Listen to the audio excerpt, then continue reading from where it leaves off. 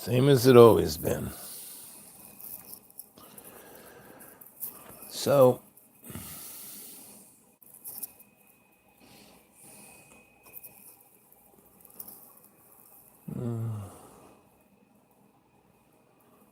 there's this resonant frequency 7.83, 14, 20, 26, 33, 39, 45.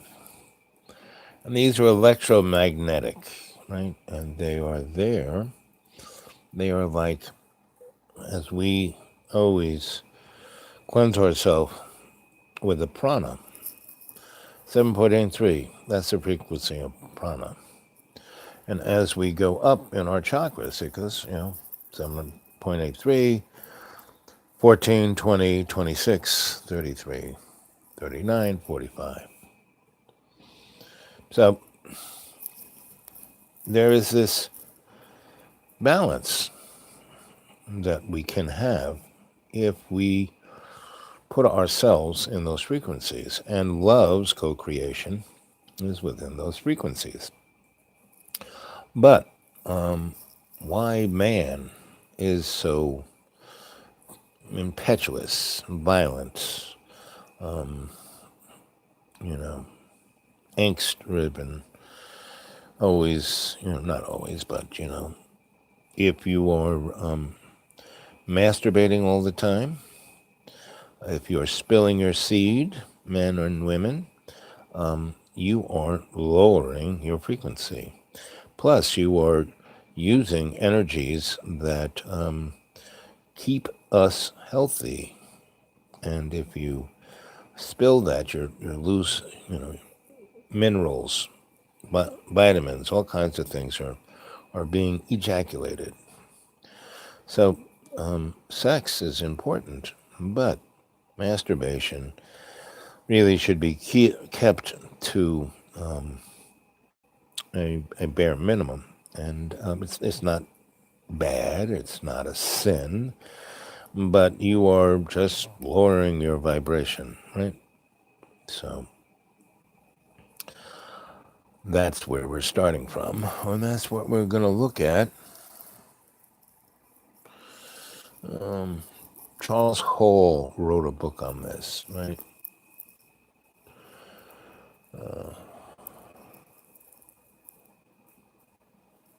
And he kind of looked at it from the point of, hey, if you don't spill your seed, you're going to be strong, you're going to be smart, you're going to be rich, you're going to be, able to focus on what you want to do. People like Nikola Tesla and Newton, they were almost celibate, and they were, especially, Newton, he was a pretty secretive guy. So was Tesla, but he was a showman enough that he liked the crowd, and he liked the energy of interacting with people. He just didn't have sex, And he had female friends and male friends who wanted to, but he just was their friend.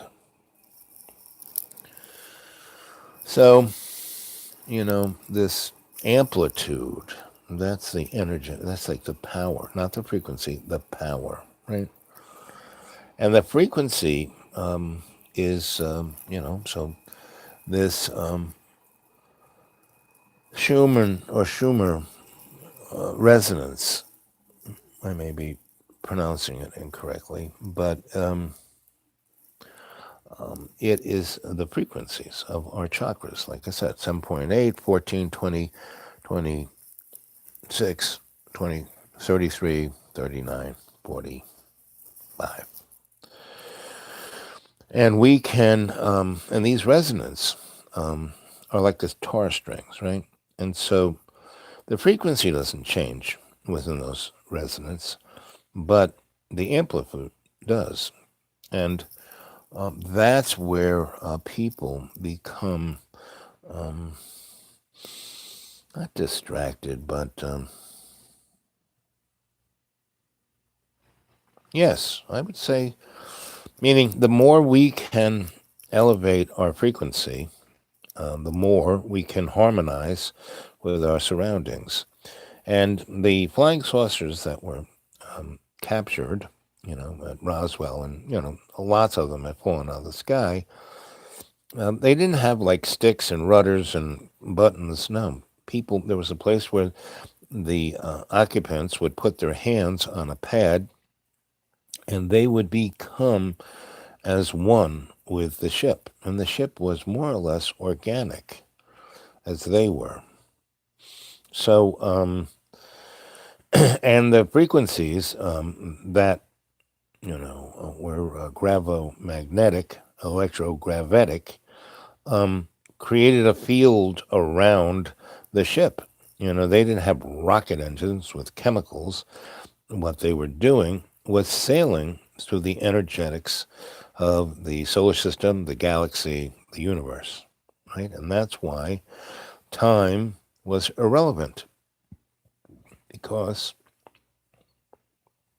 they could fold time, and they can fold time and go wherever they want. When you can fold time to travel through distances, you can fold time and travel through time. So that's what we're experiencing. And we are just, because of all of our technology that's in the hands of the people, like our smartphones and such. Let's hover over Antarctica. Yeah, then that's what you were doing. You were using that harmonic. That's what, the out-of-body experience is. That's what we do when we, go into state, but we're doing it in more of a conscious way. And that's why I have us practice this. So what scared you, S2? The lack of control? The unknown? What was the thing that scared you?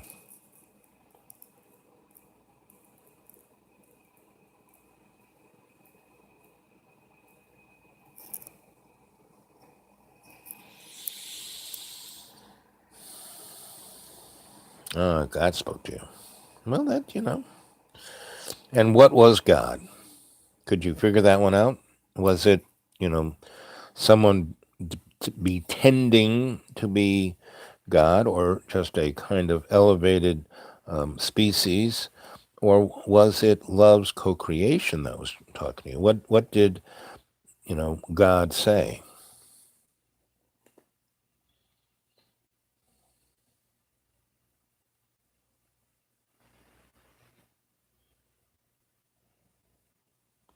It was very stern. So why would God be stern?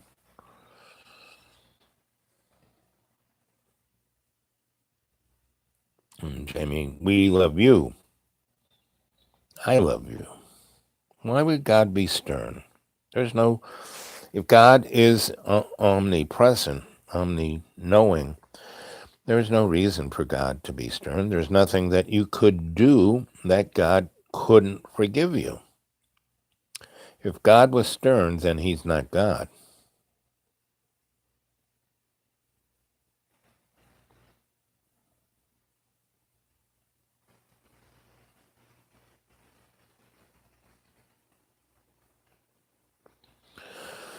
Well, again, the planet is just fine. People, we have to save the planet, No.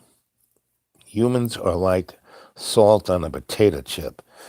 The things that we are doing, the toxicity, the wars, the crime, the just inhumanity, is affecting human beings, right? Yes, it's, and we cut down the rainforest, we do this, we do that, we destroy this, we destroy that, but nature will bring it back. Give it enough time. I mean, look, an asteroid hit this place and obliterated it, and within less than 500,000 years, things were growing, things were running around, things were just fine. We survived. We were like a little cockroach, and we came from that. No, God is not a mean God, because the only God that exists is love's co-creation. Everything else is an illusion. So whatever you heard was coming from that grand deceiver. Magic, What is magic? It's the art of deception. That's what magic is. So there are all these characters, just trying to play. Yes, there is something very scary at Antarctica. There are resonance. It's like, I think we were talking about this. Um, what's a ghost, right? A ghost is the residue of your avatar. And you believe in the avatar so much, you don't spend any time, traveling through state to your Akashic record and then your sanctuary of your own choosing, where you can see everything, understand everything, and serve love's co-creation, right?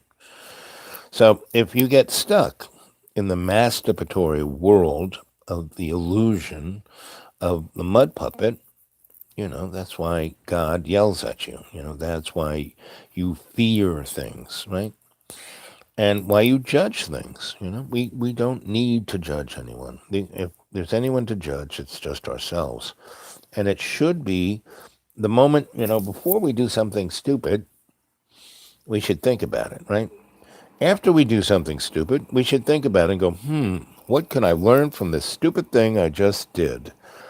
And if you can learn something from it, then it wasn't that bad. Then you got something for it, A voice deep within.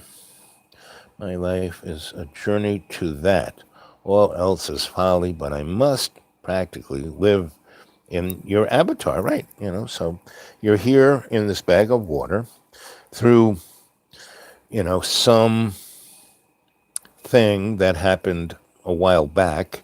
We got stuck here, right? But snap of the fingers, we can get out of it by just being co-creative with love.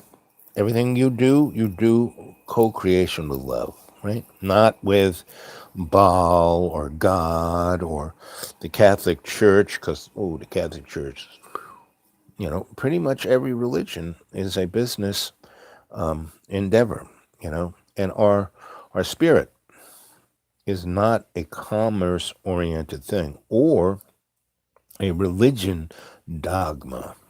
It is a free spirit.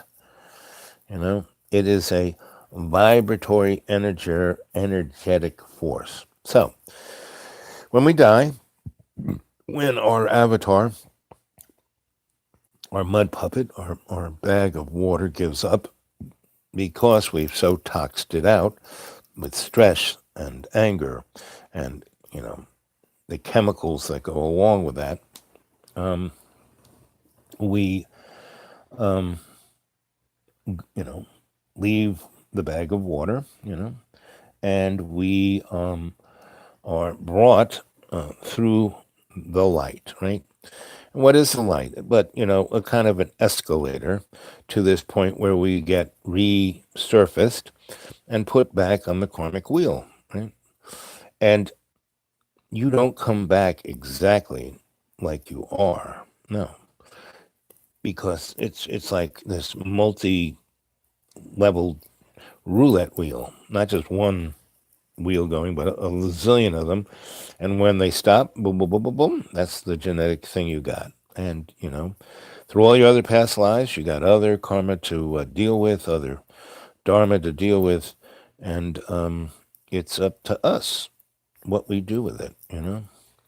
So we can, when we die, we can be conscious. We have spent our life being awake. Our death is no big deal. Buddha says dying's like slipping out of a tight slipper. So we can. Hey, Rab. Hey, Jamie. Hey, all five of you. S2. All the rest. What we are as a cadre is a collective that is trying to or is developing an alternative aesthetic. So we don't have to be kowtowed and controlled by fear.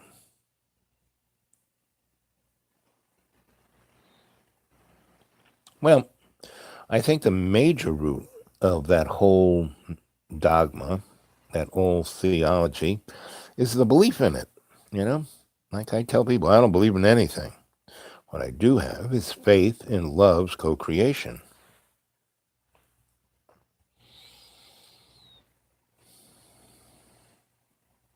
Yes, exactly. It's like roulette, therefore it must be rigged. And it is rigged, but we have this thing called free will. So we can break out of this rigged game anytime we want, but we have to become awake. We have to, you know, use the tools that are given to us, you know? Yes, as well, our Father, thou art in heaven. Again, if you stick to the picture of the guy in the chair in the clouds, yes, that's a rigged game. But if you co-create with love, that means it's your awareness, your being awake to co-create, manifests whatever you need, whatever you want. Well, again, karma is there. Mine's instantaneous. You know, if I'm in the supermarket, they give me an extra nickel. I got to give it back, or else I'll walk out in the supermarket and a truck will run over me. So these things within the construct of the illusion of the meat puppet, and we're in these avatars. We're in these bags of water. So we can't ignore it. I mean, we can if we ascend, if we, and the other thing that all the new age, blah blah blah blah blah, ascension, that and like I keep saying, they keep taking words away from me, and so that's why I'm saying we need to develop a new aesthetic that can't be corrupted. Problem is that the meat puppet world is corruption. That's why we die. We get corrupted. We rot.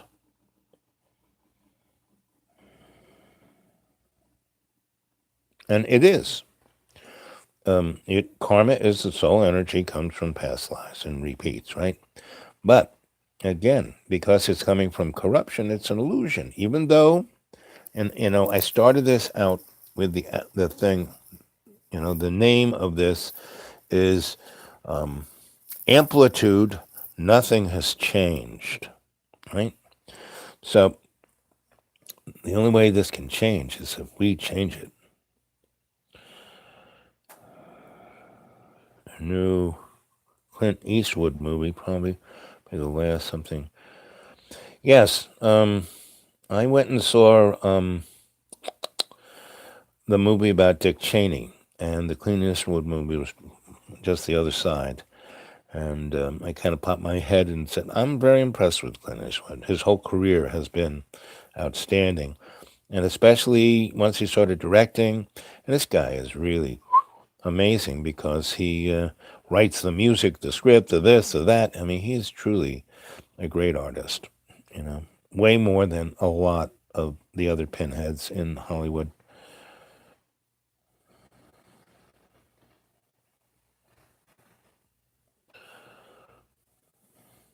Yes, exactly.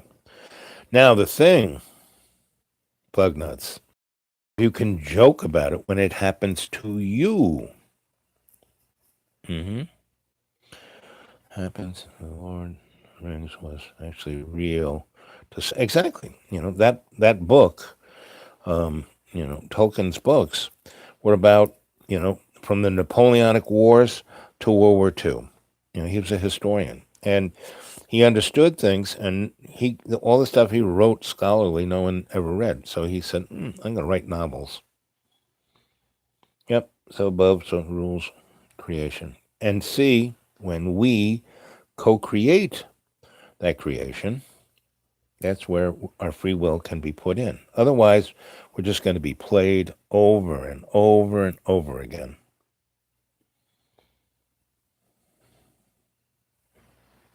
So, Plugnuts, give us your 411 on the allegory of Lord of the Rings. Hey, Sarah Webb.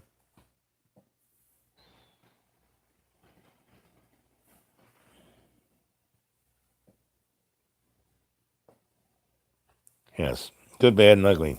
I mean, I loved his spaghetti westerns. That's really I love. But really, the movies I loved were the ones that came after Dirty Harry. I mean, all of those things were great. They were fun. But when he started writing the script and producing the movie and directing it and writing the music, and I mean that one about the girl as the boxer, that was amazing. You know. And so there he is. I mean, he was a poor boy. He wasn't like J.J. Abrams or Steven Spielberg, who got born into this industry. No, he was a poor guy. And he served in the military during the Korean War. Yep, C.S. Lewis, same thing. Same as the guy who wrote The Wizard of Oz.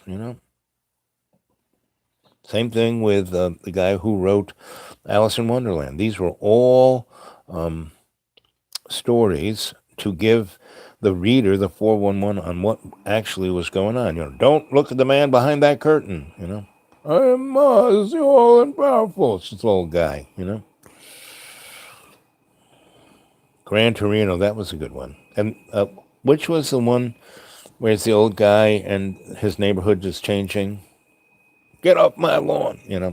That one. That was. I mean, all those movies I loved. $1 Million Baby, yes, that was a great movie. And there are all these artists who truly are co-creating with love. All these people who really get the brass ring. It's not because they knew the right person or they were A-lister. No, it's that they were serving love's co-creation to tell this story. They were becoming the griot.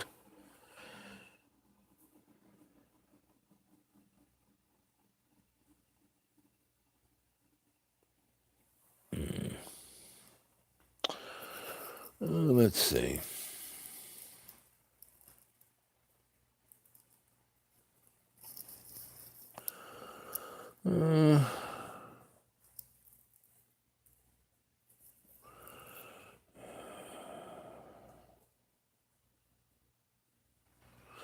The artist in the first person, the savage.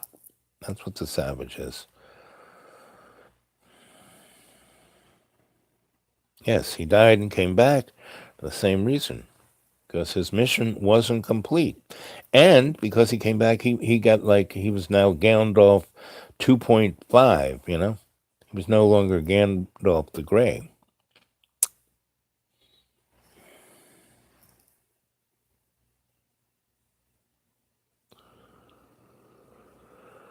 Anything by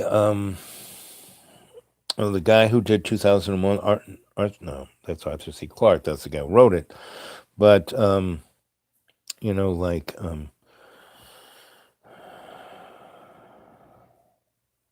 Gandalf the White. Stanley Kubrick, thank you. That's two. So anything by Stanley Kubrick, all of his, just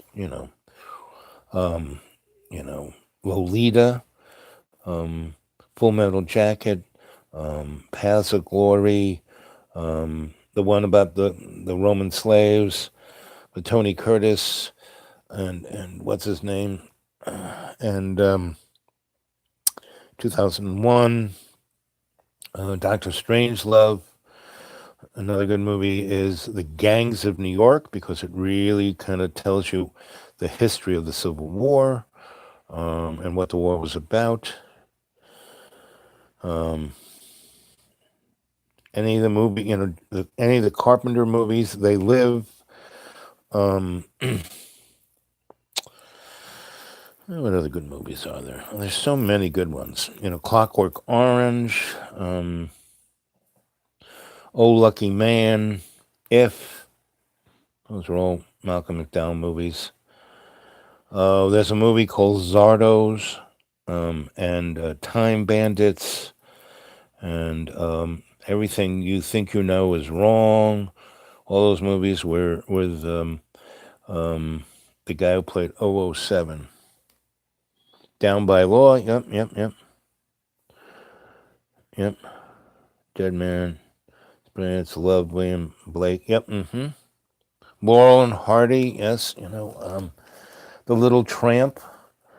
He was the dude. There were a lot of the guy. Oh, I forget his name, but he was just like he was a silent lore or oh, he had glasses. W.C. Fields. Yep. Yep. I'd rather have a bottle in front of me than a frontal lobotomy. Interpret in many ways, but lots of the interviews with so token. Yep. Gold Rush. Yep. Chaplin. Yeah, Chaplin. The one the industrial land that was like whoa. Anything by the Monty Python boys. Life of Brian, Brazil. Wow. Someone said, "Man, you got to go see this movie, Brazil. Robert De Niro's playing you in the future."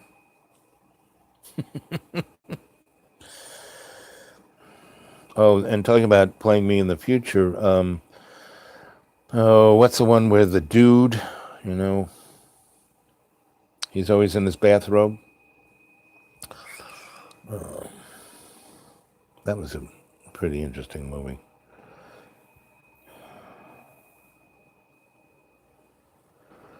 Yep. And I used to love the Great Lebowski. Thank you, Mr. Pugnas. Yep, the Big Lebowski. Yep, that was another movie about me. And go see the movie Basquiat about Samo, right? And the opening scene, Robert no, oh, Def, DeForge, or yes, he's playing me. He's up on a ladder being an electrician, putting a piece of track. Yes, Jeff Bridges. I like that guy, and what especially he did Tucker, didn't he? That was a good movie. I like that. The Bridges family is great. Their dad ran around those little swim trunks. That was, and Opie. I liked all the movies he made. King Kong. Yep. Slumdog Millionaire. Yep. That's good. I mean, all of Tarantino's films are I really like his films.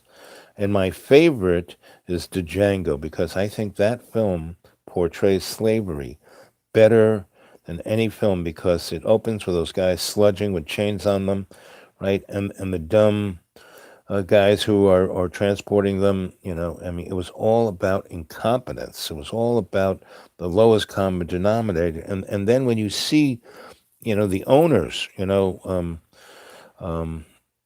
the guy who was in Miami Vice? He's head of a thing, and they get played, and they knock off. These guys are knocking people off for the money. The German guy and the Django, and they come riding up. With their hoods to go get them. And what can they talk about? Is the wife who sewed them together and how they couldn't cut the holes to see out of, and then they come up to the the dental wagon, and it's like packed with dynamite. So as soon as they get real close and shoot it into, boom, they all die, right? And the German guy and the Django are like up on the hill going on and going, And then the real one is like when, they go to the next guy looking for Django's girl, and they go to the place in New Orleans, and the scene you see is Jackson, the black guy, is signing a check for $5,000 and signing the master's name. And the master can't even write, DiCaprio is like a mongoloid moron. His family is so interbred that, but they had the money, they had the land, they had the power. And, he has a big black men beat each other together with hammers. I mean, I think that was one of the greatest films, especially. And the other great film about slavery and racial disharmony was Blazing Saddles. I think that movie did more for racial harmony than any freaking movie. And I love the scene where they go from the bar room cowboy fight, and it breaks into Busby Berkeley coming down the stairs with all these gay guys in pull up your hand, da da da do do do. It's just, and that's reality. I mean, there's this thin wall between the cowboys and the gay guys in tuxedos. And that's what movies are so great, because they lift the veil up so you can see this. Now, whether you're awake and get it, you know, and that's why I really liked the movie about Dick Cheney called Vice, because it really showed what it's about.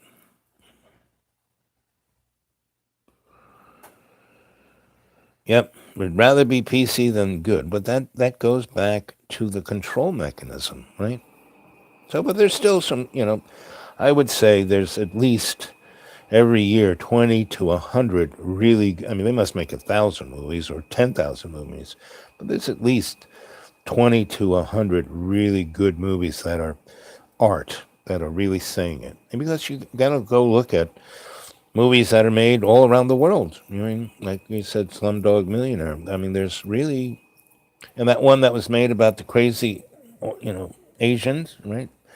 That really told a story that most people don't even know exists.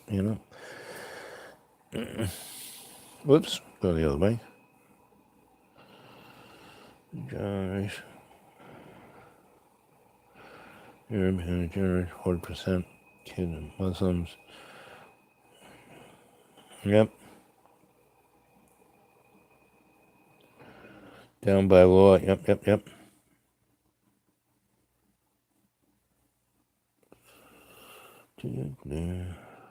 Gold Rush. Yep. Mm-hmm. Yep. I worked on a lot of movies. I was a master electrician. And New York is a great town to build movies in. Like I said, I love working on movies because it's such a collaborative thing. It isn't just one person in charge doing everything. No, it's everyone working together. The thing I didn't like about movies was it took friggin' forever.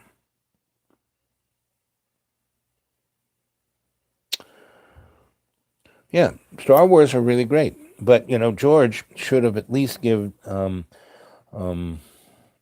He sat at the foot of who's a anthropologist guy who tells the story. He wrote the book, The Myth of the Hero.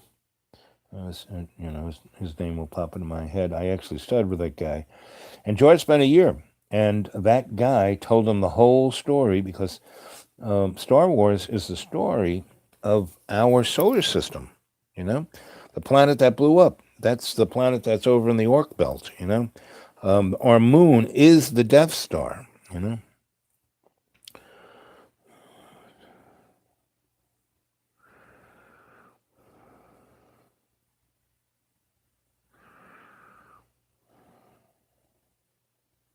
Yes. No, Nina, she wasn't, racist. She just had a strong personality. uh, Come on. Rotate my device. Which way? Okay, there we go. Key grip, best boy. Well, I was best boy and master electrician. So, best boy is a tough job because you are the best boy. I mean, you pretty much do everything. That's why they call you the best boy. Yep. Oh, my butt. Oh, I have to I have to rotate myself.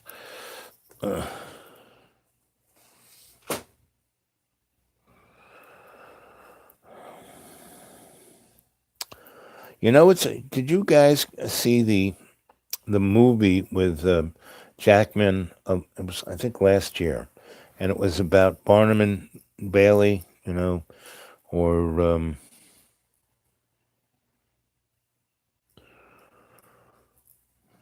Yep.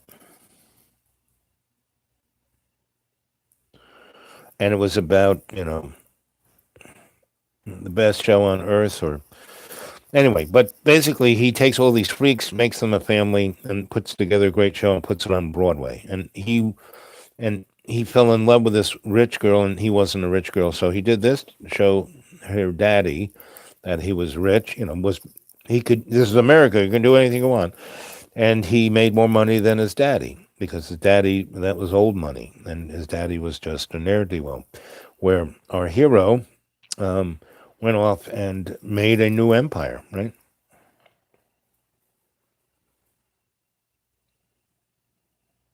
Yeah, yeah. Meaning, when I was a kid, there was a thing where the World Trade Center was built, a neighborhood down in Lower Manhattan, and it was called Radio Row. There were about 20 of these loft buildings that were warehouses, meaning when the Dutch brought stuff over in the 1790s, they built these buildings to put the stuff in there, right?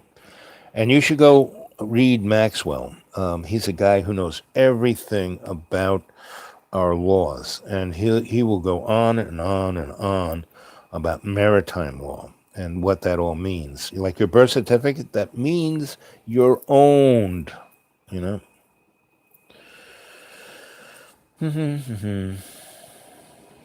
Yep, I grew up in a golden age of electronics, and tubes, transistors. I mean, I saw it go from crystal sets to tubes to transistors to semiconductors in like this window of like 20, 30 years. It was pretty amazing.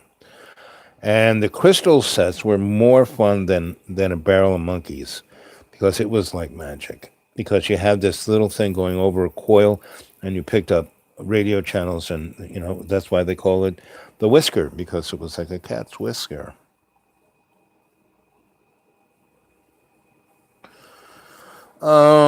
Refresh my memory. That name sounds familiar. Who is Eric Dollard? Mm-mm-mm.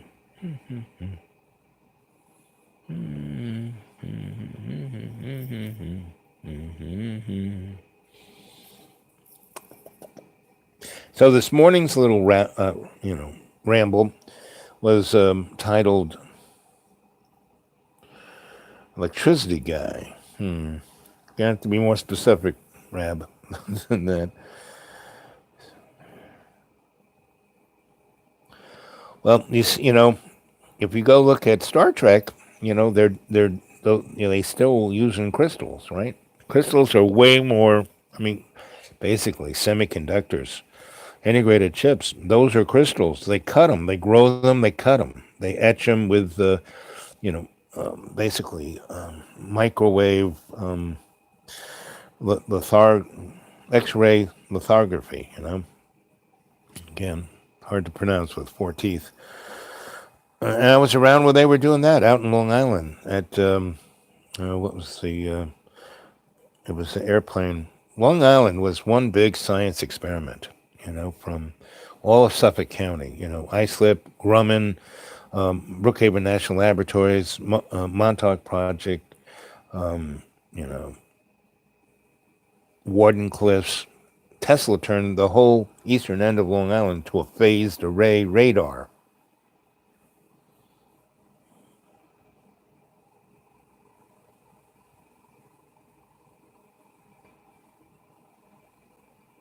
Yep. But the bottom line is it's a ownership document. Crystals are alive. Exactement.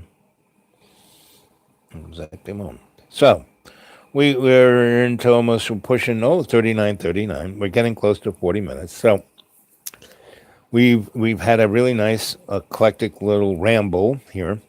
And I want to kind of bring it back to this same as it ever was, meaning until we define ourselves, until we awake to ourselves, until we come alive to who and what we are, we're going to have to go on the karmic wheel over and over. And it's, that's what the movie The Matrix, we're talking about movies. The Matrix, there's a good movie. I mean, yes, it's kind of simplistic. Yes, it deals with certain.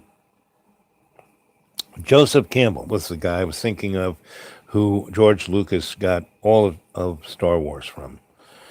And he never really gave him a tip of a hat. I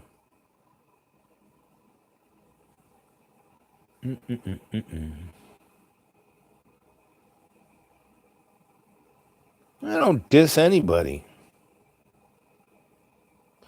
Al, keep dissing me. Don't want to answer me, do you? Okay, Jamie, red ink.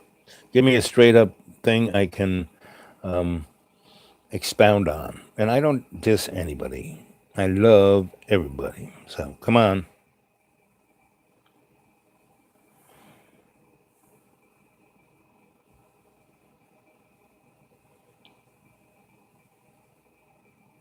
Come on, Jamie. Oh, there's something there. Exactly. We are much more than just this body. How could we forget the Matrix? Yep. Well, it's it's a great movie, but the other movies that we were talking about are, let's see, how many times have I asked? What did you ask? Don't be shy. Ask again. I'm an old guy. I forget shit. Part hard. Hello, Bob. Hola. Come on, Jamie. Spit it out. I love you, buddy. I'm never gonna email chat. Oh, okay. Name of the pub in Ireland, right? Where the old crone was, I don't have it, but I do have a picture of it. Your phone number. Okay. And so you're on the Gmail. I'll go after this, look it up, and contact you. The dude awake 42 at Gmail, right? Oil for the machine. Yep, pretty much.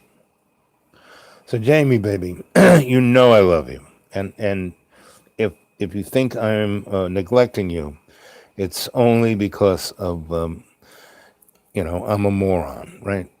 And I will go through, if I have to, go through every email for the last 2 months to find the one you're talking about. Okay, and I will get back to you tonight or tomorrow. I promise. Scout's honor. I'll do my best. And you might, if you haven't emailed me lately, just say, here I am. So, because if you were to email me now and I go look at it and I go to that, it'll bring up all the Jamie Hilliard things without me having me thumb through the last 2 months. Okay? But if it's about that bar, like I said, I will go find that photo and put it up, hold it right up in front of the camera, and you can see it. And then, I don't know if it has the name on it or the street address, but it's like on top of a hill, and it's not really a town like Skibbereen. It's just kind of got a few things along the road.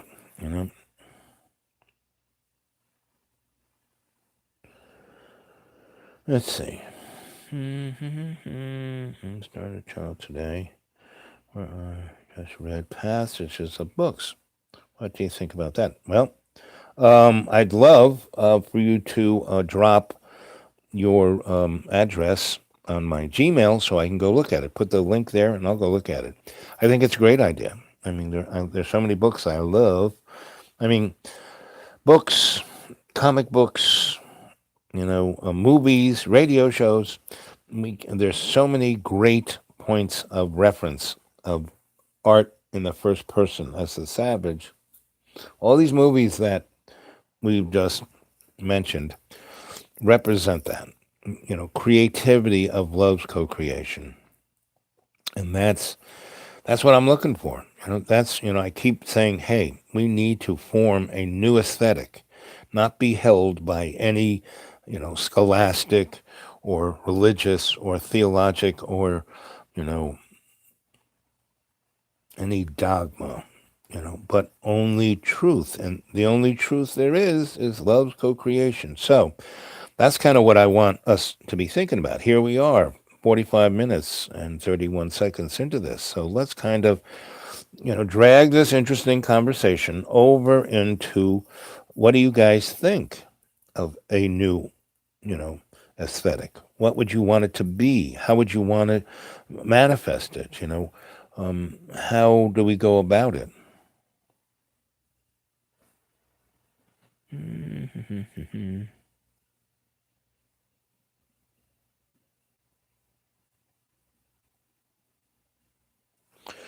Yeah, I understand. I understand. So, um, the best I can do to give you it's near, there's Skibbereen, right? And then there's Glendore, and Galway is that way, right? It's between Skibbereen and Glendore, and there is a road that shoots up like a rocket ship. And you know how that whole side of the West Coast, right? Skibbereen, that neck of the woods, the mountains come right down to the ocean. It's not quite a cliff, but very steep, right? And the roads that go up there into those necks of the woods are very steep. So what I will do is I will thumb through my little photo book, and the next time, tomorrow morning or tomorrow evening, both, I will show you the photograph of the road going up. And if you've ever gone up that road, you will know the road, right?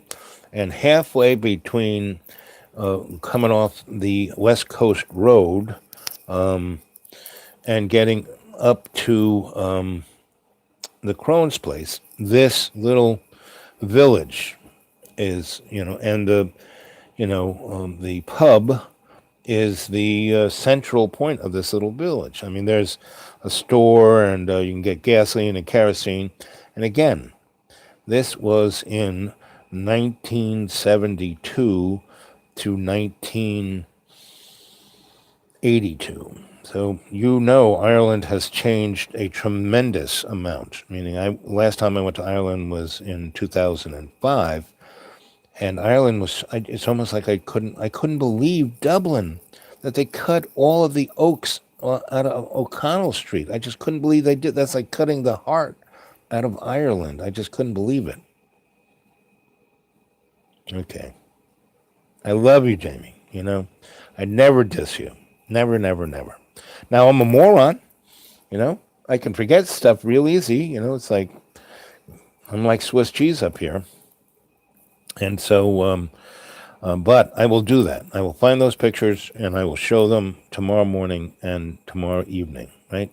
And even if you can't make it for those shows, you can go look at them. And like I said, the best way, I can't tell you the name of the pub, but I do have a picture of it. You'll be able to see it. And again, it's between Skibbereen and Glendore, and it's a road that just, it's like a farm road that kind of goes, but it goes up like a rocket ship. And do you know the beehive houses along there? There were a lot of the beehive houses. Space, I'm not sure.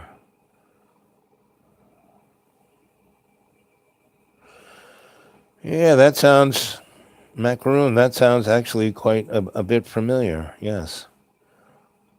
Well, if this thing is the place you're talking about, you'll know it like that.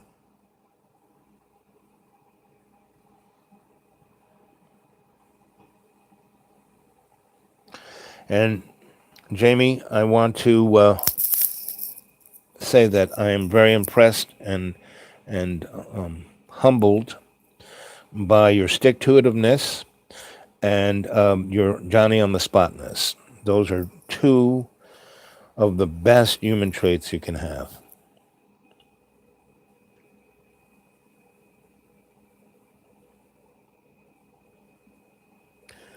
Let's see.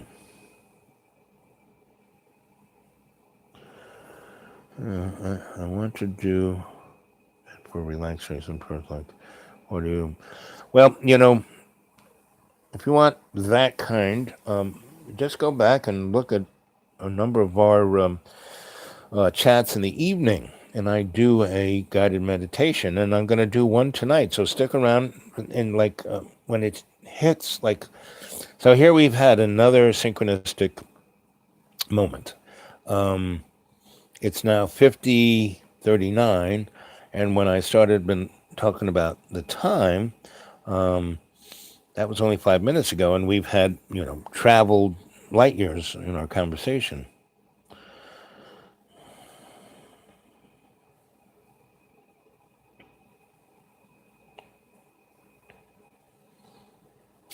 Want to give me Henry Miller? I really appreciate that, Mr. Pugnuts. I totally appreciate your opinion, and all of your opinions. You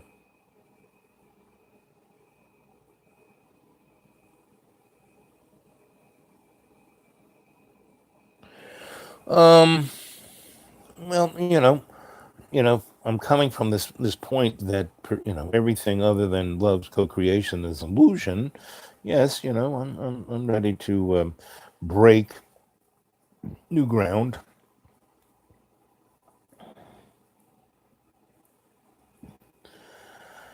Let's see. I'm watching this pilot to be full of loving, caring, trustworthy people. No need to fight. Only purpose to be loved. Yeah, exactly. Exactamundo. And it's in us to do it. It's just that we are so venal. So that's I think that is one of the best things about the Dick Cheney movie Vice, is that he shows from the beginning that he's a human being, and the way he loves his wife and his kids. He's not, really an evil guy, but he does evil things. 1798. Huh?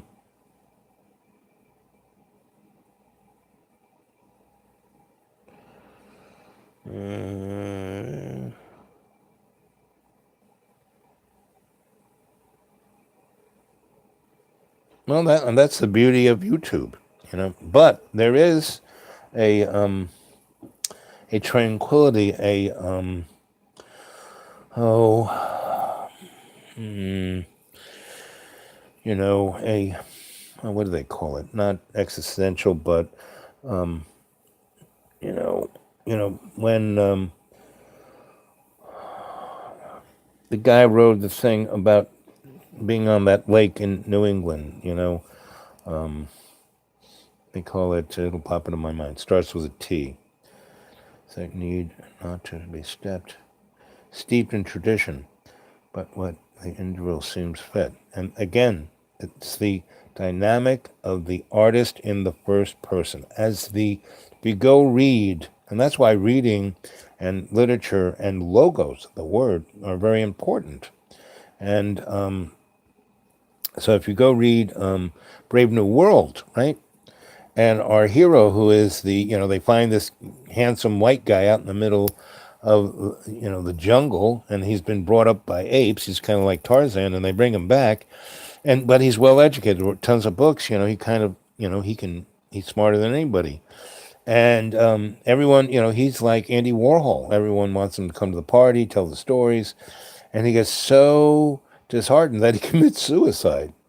But in the chunk of the story, you really get the whole idea of the artist in the first person. I mean, that's what, he was writing about. I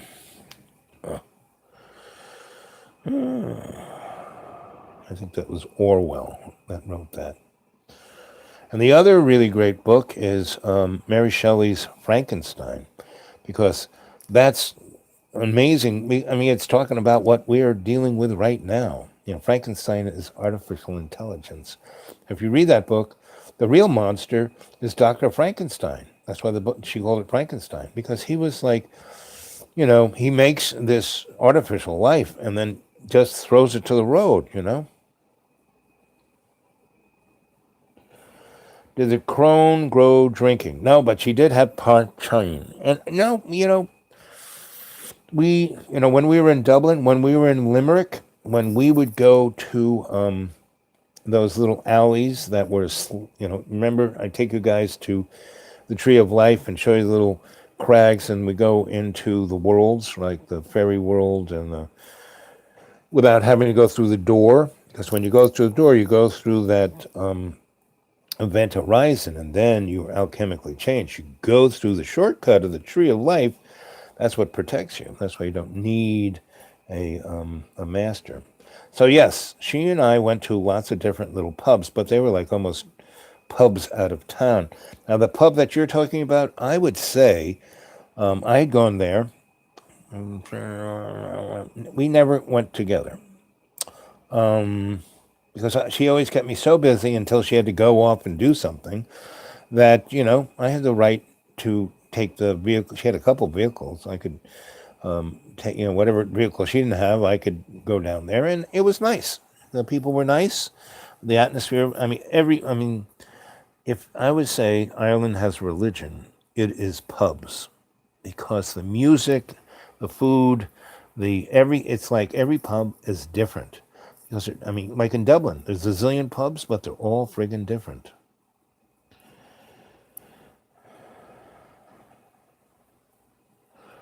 Well, wait until I tomorrow and I unearth the photos and show it to you, so you'll have at least something to look at. But like I said, so Jamie, how long have you you experienced the same thing? Like after the Maastricht Treaty, once Ireland joined the EU, they gave up their freedom. They kind of seem to be poor, but they're extremely rich in their heritage.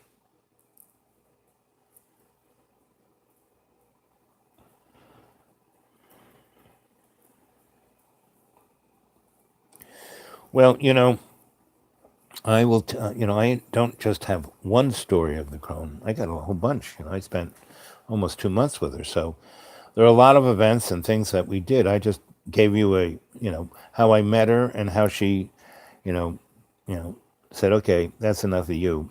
But there were a lot of other things. So I'm going to get back to my griot self. I've been trying to be my sensei self, right? So, I would say tomorrow evening, I will do a few little things, but I will tell you a couple of stories. Now, even though I'm trying to be my sensei self, I do throw in stories all along, you know that. And that's part of the shamanic tool of being a griot, because you tell the story to get the listener, in a shamanic trance. And there's a better word for it than trance, but I'm just using that word. But you get aligned. Trance means you lose your control, but alignment means you become more awake. So as I tell the story, you become more awake and more connected to it, and you feel it, right? So you guys like the crone stories. I'm going to start telling more of those, okay? Okay. Sorry, I say.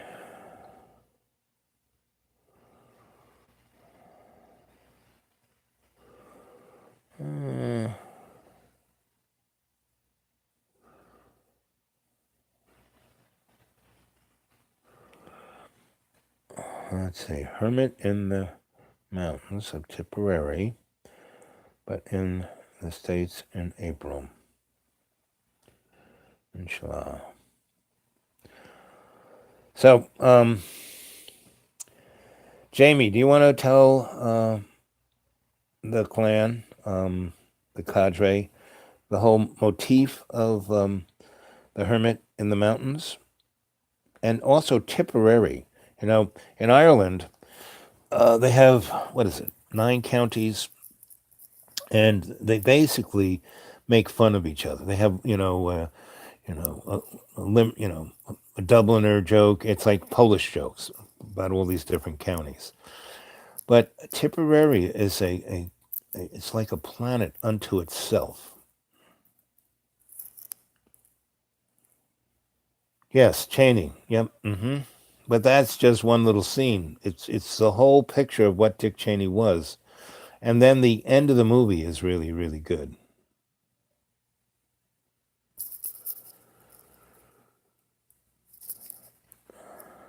Yeah, that was what I was going to ask you, Sarah. Where'd you go, and how long did you stay there, and what year did you go?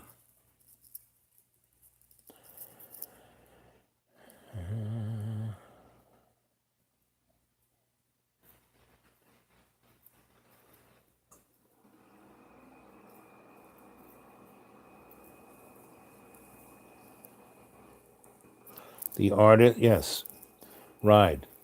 A new aesthetic is determined by the individual and how the aesthetic helps integrate that person with who they are, infinite awareness, having the human experience. Exactamundo. That's what I'm shooting for.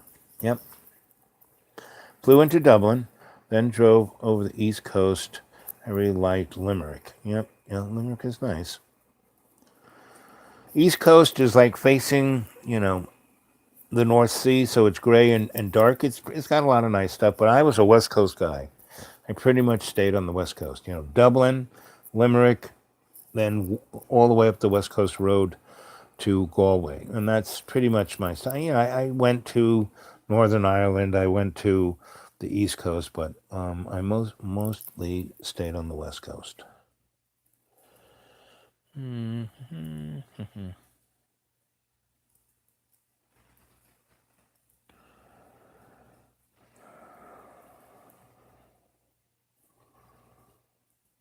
Johnny's Pub. That's also another familiar one.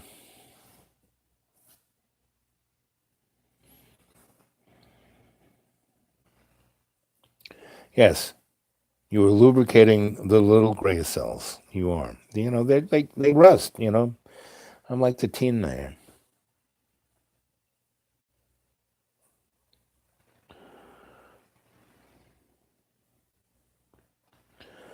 Yes, the good side outward. Yep. But if you hang with them, especially if you live in, like I lived in Glendore, nice, beautiful little fishing village. Jamie, do you know Glendore? You're on the west side, right? West Coast. You say you're about 2 hours from Skibbereen. Are you towards Galway?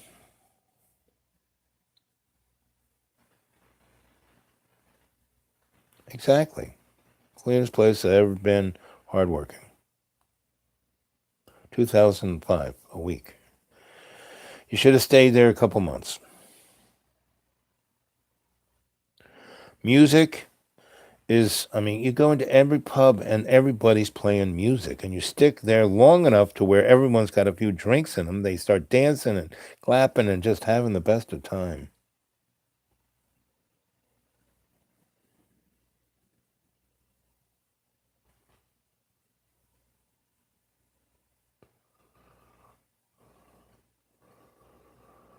Well, okay, 1 hour and 3 minutes. Jamie, you know what I'm going to do? We're going to have a guided meditation, right? And we're going to go to the pub that was right by the old crone. We're going to go to the old crone's, farm, and we're going to drive from Limerick up the West Coast Road, and so we'll see if we can. We will visit all of this, right? And so, and I'm going to start. I'm going to basically do the old crone story, but we're going to do it in state. So all of you folk who are along for the ride are going to experience it in your Akashic record. And you're going to be able to put it in that book so you can go back and look at it and be there. It's better than virtual reality. Okay? Okay. Let's see what else we're saying here.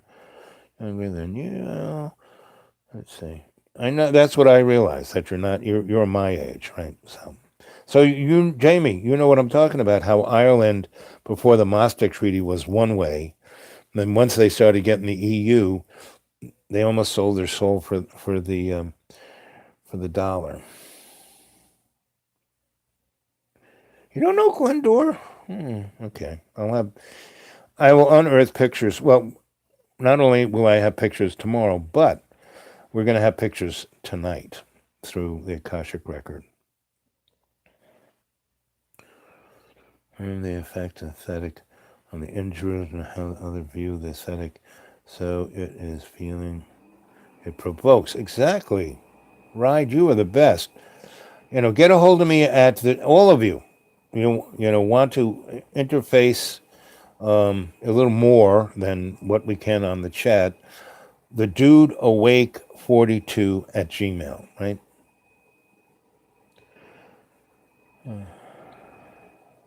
Yep. Okay, here we go. So everyone get in a comfortable position. Sit. I'm going to have to get in a comfortable position. Oh, my butt. I've been sitting on the edge of the bed here. So, okay. Okay. Don't cross anything. Sit in a chair, lie down, sit down. Start breathing deep in that 20%. Up that 30%.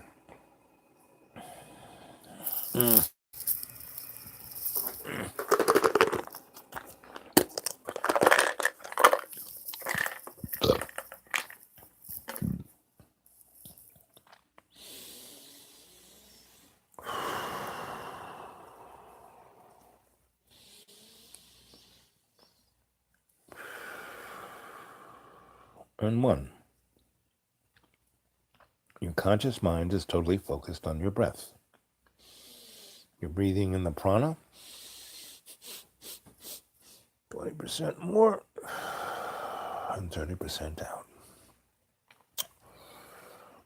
By using your conscious mind on your breath, you're quieting down the little squirrel in your head.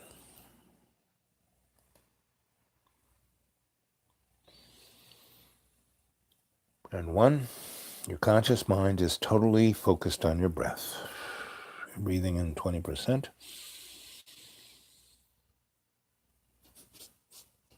And out 30. And thus, you're breathing in the prana, the healing energy, the thing that animates your avatar. And by breathing in that healing energy, you're bringing it into your lungs. The blood gets passed through your lungs, and that highly iron-rich blood picks up the current of the prana and carries it through your veins, your arteries, your capillaries. Instead of glub, glub, glub, it swirls. It's swirling. Clockwise, and inside of the clockwise swirl, counterclockwise. And inside of that, clockwise. And you are now a genetically engineered electrical device. That's a scalar generator that your blood is. And that current, that scalar current, is going to every cell. And your mitochondria is being energized like little lightning bolts, right? And that, frequency that brings the planet Earth, the solar system, into us like a guitar string, right? It is energized by the prana of the lightning bolts. At any second on this planet Earth, there are about 1,000 lightning bolts hitting. And that lightning bolt is that prana energizing your cells through your mitochondria. So see it. And that current gets grounded into the earth, just like a lightning bolt, through your chi. See that clearly. And 1, you're going into a deep, deep, deep conscious state of relaxation. Your avatar now is totally relaxed, and it's breathing, and your little squirrel in your head is totally focused on your breath. And you take the illumination of the prana and you light up your imaginary mirror. That's right behind your eyelids, right?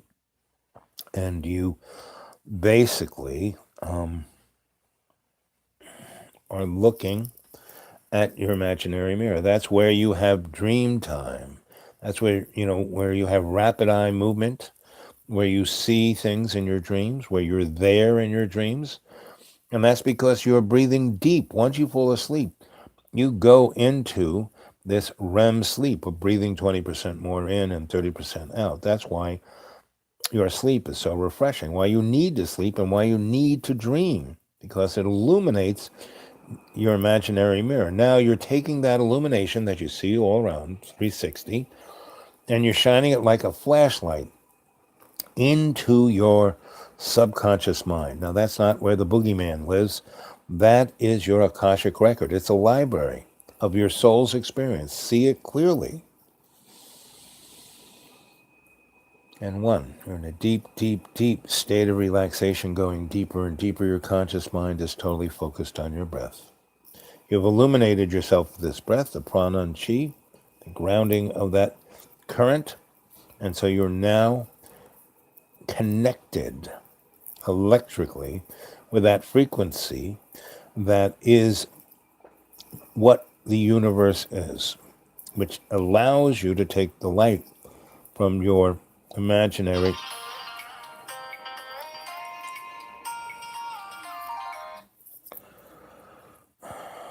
Sorry about that, gang.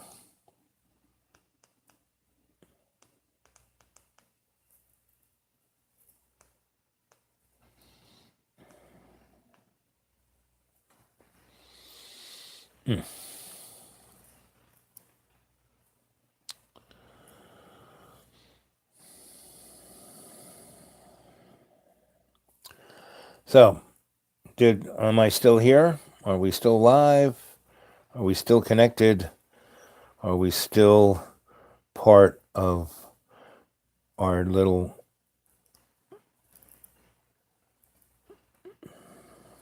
Are we connected? Someone just say, yes, you're here, Sensei. I'm sorry about that. It seems to happen. Oh, okay. I know. I turned the ringer all the way off. I should do that from the beginning. So, one, you're in a deep state of relaxation, going deeper and deeper.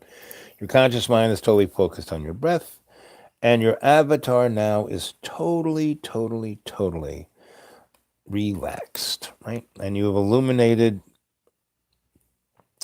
your imaginary mirror, and you are shining that light into your Akashic record, your subconscious. It's not a scary place.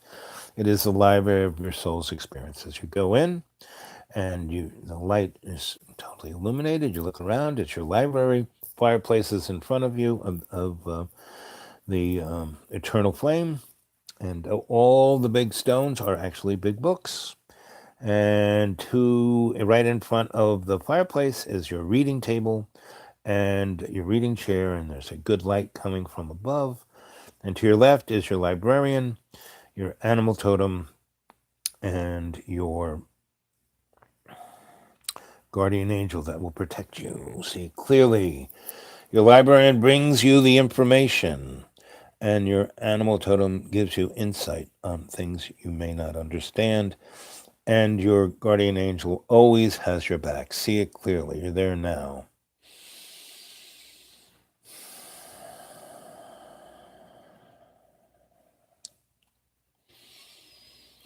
And two, you're in a deep, deep, deep state of relaxation. Your body, your avatar is totally relaxed, and your consciousness is no longer there. The little squirrel in your head is quiet, and you are experiencing your library, and you're sitting down at your reading table, and your librarian brings your Akashic record, and you open it up, and there's two blank pages, and you put your right hand on the right page and your left hand on the left page, and you lean into your Akashic record, and you empty whatever anger, fear, anxiety, self-loathing, hatred, any of those negative illusionary emotions of the meat puppet.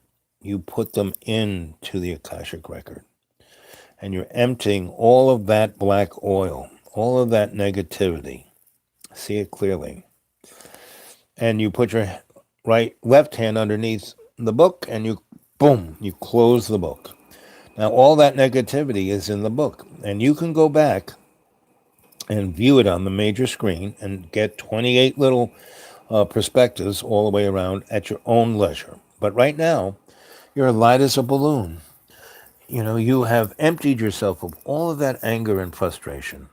None of it, from the very beginning of your existence to what just happened today, matters. And it's in the book, and you can go and look at it and get perspective. And anything you don't understand, your animal totem can tell you a story. Anything you need more information, your librarian will bring it to you.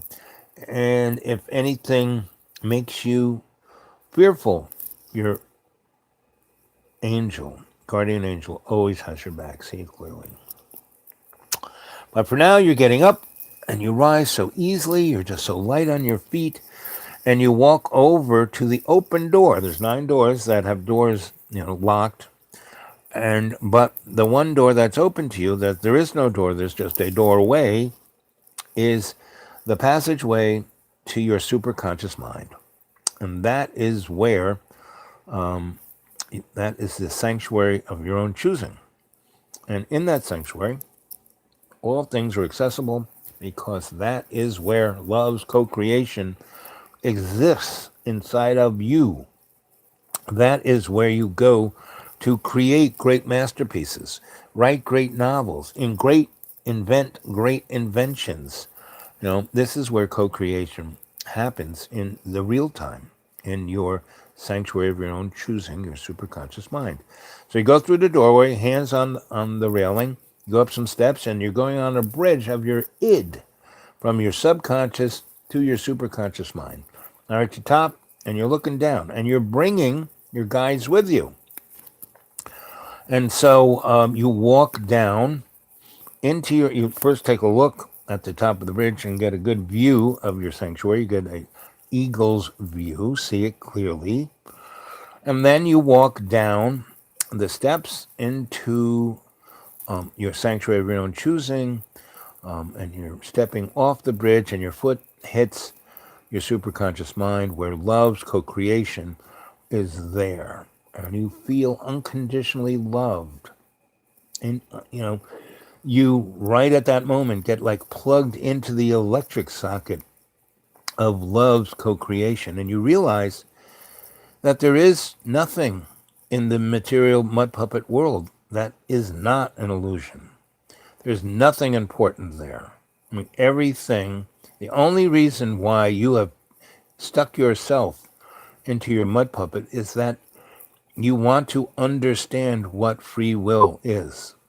You want to understand the deeper point of view so you can ascend. And without understanding this, there is no ascension. And so you have a free will, and you're given the opportunity, nanosecond by nanosecond, to move forward. Every instant of your existence, you have that chance to be Donald Duck with an angel on one shoulder and a devil on the other, and you can always choose to be your better angel. See that clearly. And when you are in your superconscious mind, the sanctuary of your own choosing, and you are in an internal and eternal connection with love's co-creation, it's better than, this is where you realize that this is better than sex. Sex is just a mechanical, chemical thing, and it's given a sense of release, so you'll do it, right, to create more mud puppets. But in your sanctuary, you have this totality of that kind of spiritual connection that, there is, you aren't a sinner. There is nothing that you've done wrong, because all of whatever you may have done has been in the environment of the illusion. And everything that is good and blessed in your experience as a mud puppet comes from love's co-creation. Love's co-creation is everywhere, you know, and that's why when you find someone and you have children, that is love's co-creation. Otherwise, sex is just a mechanical act, and it's a waste of your creative energy. Unless you're ready to co-create with that person you truly, truly, truly care about, it's just, you know, a waste of time. It's a distraction. That's, what's the first career? Prostitute. What's the highest? What makes the most money? Pornography. And all of that kills the soul.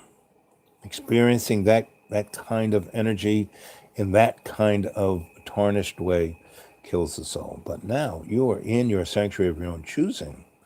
So you're walking east towards the meadow in front of the gazebo, and they're playing beautiful music on the gazebo, and there's your picnic blanket and your picnic basket and whatever little taste treats you want to take part of. Go ahead. You're sitting down on the your blankie, and you feel really beautiful. The sun is warming you up, and you kind of lie back, and you think you were relaxed and happy and joyous when your foot hit the ground of your superconscious mind, the sanctuary of your own choosing.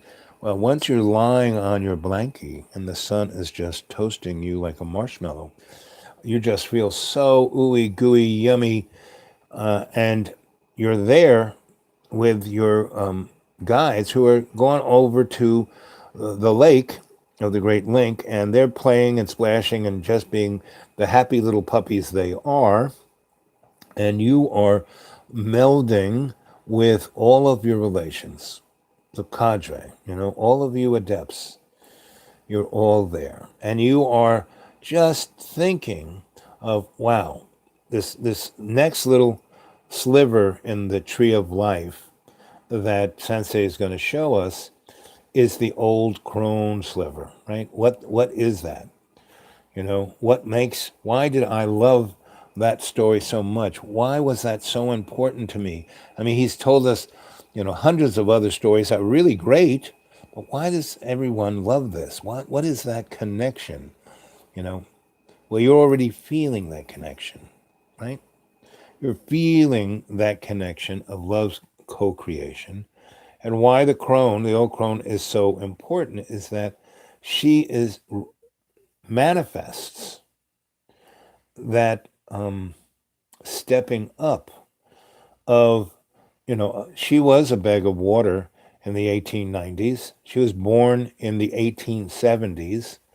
And because of what had happened to her karmically in past lives, which you will be able to go back at your own leisure and look in your Akashic record, because you're experiencing her right now.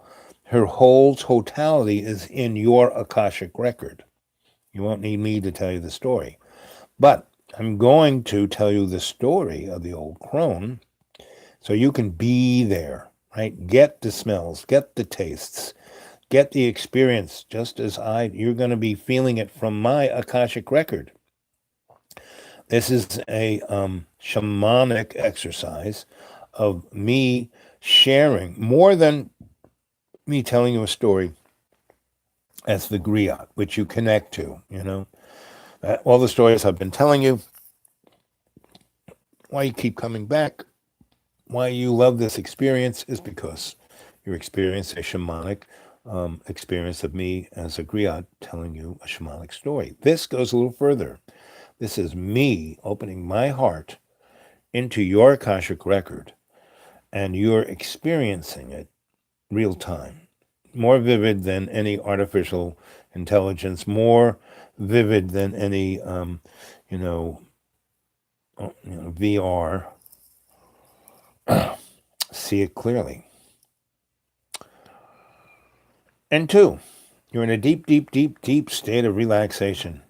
Your conscious mind is totally focused on your breath. You're breathing in that 20%, filling your lungs, energizing every cell of your body with the prana, grounding that current out into your chi. You're healing every soul cell of your body. Your mitochondria is just vibrating at that 7.2 frequency, and you are just in link. The great link, the light there, that's what that is. You're in link. And that energy is going up the levels, 14, 22, 26, 34, right? It's like hitting every one of your chakras, and you are humming like a guitar string, right? And you are now being amplified by my, we're all on the same frequency, but the energetics of it is growing and growing, so you can be a part of the great link. See it clearly.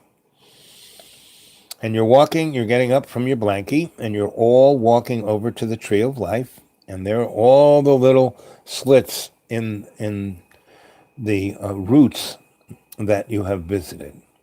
And this root that you see opening up is a time vortex root, not a dimensional one. You're going to be going back right to that moment when I was in Dublin, Ireland, right, in 1971. And I was sent there by Marion Tulin of Hofstra University and Juilliard. And she had, been asked to send someone to go to the Irish National Theater, and she sent me.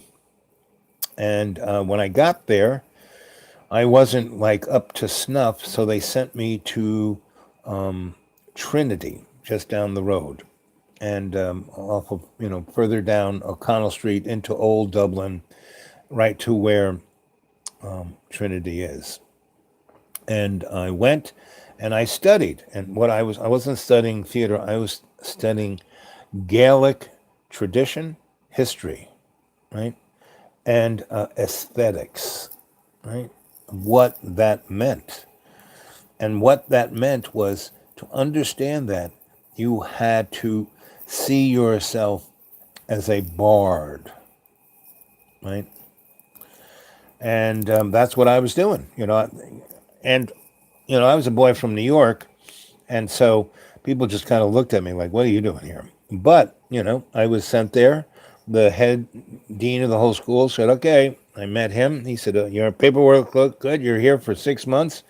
Go, the first thing you do is he wrote down a piece of paper, here are a bunch of books. I'm signing my name. You go to the librarian and have her bring them out. I numbered them 1, 2, 3, 4, 5. And it was just like that scene out of, Doctor Strange, where he's in his ashram in India, Nepal, and, he's being transformed or trained, right? He thought he was hot stuff, but he was being shown who and what he really was. When he met his master, and all that master did was have to touch his third eye, and bang, he was sent all over the galaxy, right? So when I walked in that library, and everyone ignored me, and I went to the librarian, and she read the note that the head guy gave, and she said, okay, come with me. So she went and took me to a carrel, which was like a little nook. And she goes, this is going to be yours. You can keep books here. You can keep stuff here. Here's some drawers. Here's a coat rack. No food. Pass.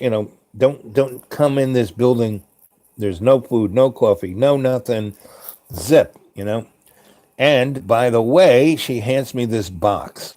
And what is in the box? But there's these kind of, when you grind metal, it's like the thing that goes under your hard hat, and it's a big plastic shield that comes down, right? I had in that box, there was a box of masks that go over your face, that go over your ear, a little rubber band that goes over that. And then the shield came on top of that. And then I had a box of linen gloves that kind of went up to just below my elbow. I mean, they didn't go to my wrist. They went just almost below my elbow. And she goes, And she like put the gloves on, put the gloves on, put the mask on, put the mask on, put the shield on. Whenever I give you a book, you better look like that, right? And you keep that box right here. And this drawer has pencils and notepads and, right? Don't draw in the book, don't touch the book. And then in the box, there was this other really interesting thing. It was this little frame that had another plastic shield, and then another plastic shield that was like a magnifier. That you can buy those now to read maps and stuff. So it was very large. So you open the book to a one page, and you put this thing over it, and it made it really big, right? Very clear. Now, it's 21. I have pretty good eyes, and so okay. So it brings out the first book, and it's in Gaelic. And I'm going, this is going to be tough. And so she looked, I kind of look at it, I kind of turn it around, and she comes over and goes, "What are you doing with the book? You're supposed to have that." I said, "No, well, I'm just trying to." No. She goes, "You can't read Gaelic, can you?" I go, "No." She goes, "Do you know Latin?" I said, "Oh, yes, I know Latin." So she goes off, she gets me a book that she called The Frame, and it framed the passages. And so she showed me how to look for the primary word in each sentence. And then you'd look that up, and that would frame it, right? And then she said, you write that down, and then, that will give you almost the rest of the sentence, right? And she goes, if you're smart as they say you are, you should be able to figure this out in a couple of days. I said, and she walks away. I mean, I was going to say, but then I look around at everybody else, and they all got their shields over, and they're not even looking at me. I don't exist. And I'm going, okay. So, and I spend, and it's the best crossword puzzle you could ever have, right? And I'm not a big fan of crossword puzzles, but this was like, a mystery novel, in a mathematical equation wrapped up in a Superman comic book. So, and I really love words. Language, not so much. Words, yes. I really am a wordsmith. I love words. Again, go visit my xratedblogspot.com and you'll see what I'm talking about. And so that was the first day. And before I knew it, she came over, tapped me on the shoulder and said, okay, we're closing. I said, what time is it? She said, it's midnight. I said, what? I just got here. She goes, no, you got here at 10 in the morning. It's midnight. You've been here 13 hours. I go, So I walked out, and I was like energized. I was excited. I was like, wow. So I was not ready to go to sleep. So I went out into, out of the gates of Trinity. And Trinity is really a beautiful school. And I think it's the oldest school in existence that has run, consecutively year after year after year. And it's like 2,500, 3,000 years old. It's, the library I was in was the Gaelic part, but there were other parts that I would go visit that were a good chunk of the Library of Alexander was there, and a good chunk of other libraries were there. And as I chipped away at trying to understand this stuff, people watched me, and I'm really young. Everybody else is like in their 30s and 40s, right? They're all writing their big book. They already got their PhD or whatever, numerology they have after their name. And I'm just there, this kid, chugging away at this stuff. And the way the librarian ignored me, it was pretty much understood that no one was going to help me. Because that's, you've experienced the librarian's there to help you. She brings you information, not this girl, But other people started to watch me do this and started to, basically give me a hand. And the first one was the night that first night I went to a pub, and there were a bunch of it was like 12 o'clock and it was just hitting its stride. The music was playing. People were throwing darts. People were already pretty sloshed.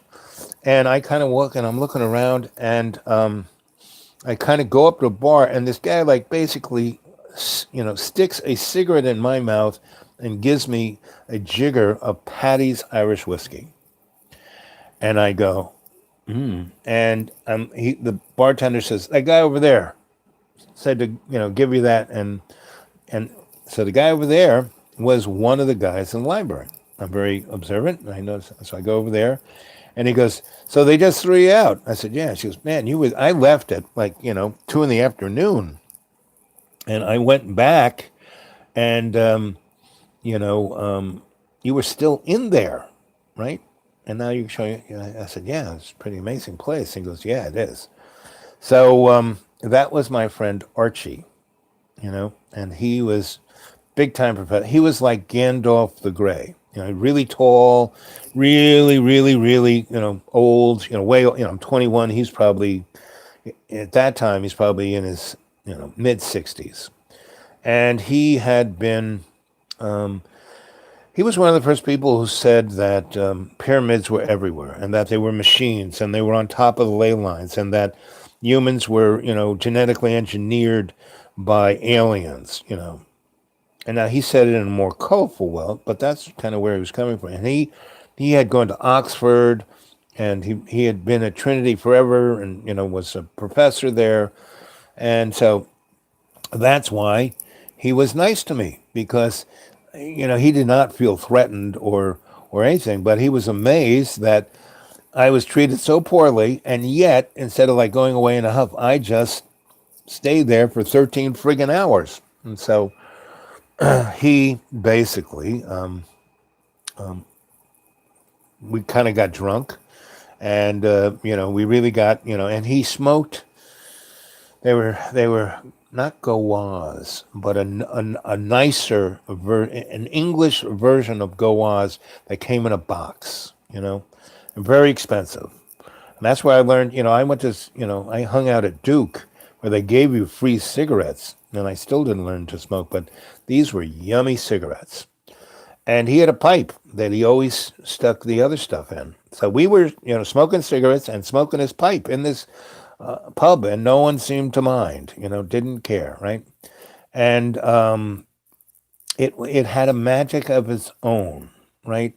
And that's what Irish pubs. I mean, it's not like a bar, right? There was no TV at all, no jukebox. There were musicians making music, and the more we drank patties, and I'm not a drinker, and I was sipping it, well, and Archie was drinking it a little bit more generously, but we got into a state of consciousness, and this is what passion does. It doesn't. It's not like alcohol that gets you whacked.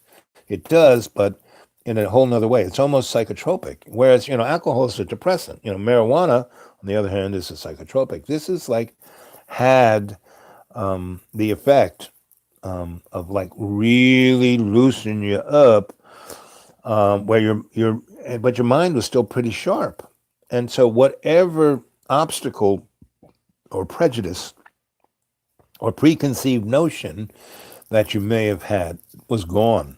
You were just loose, just like you feel when you are on your picnic blanket on the meadow. See clearly. So he's telling me, so what did you get? 13 hours. What'd you get? And I said, well, she showed me the book that's in Latin that, I said, yes.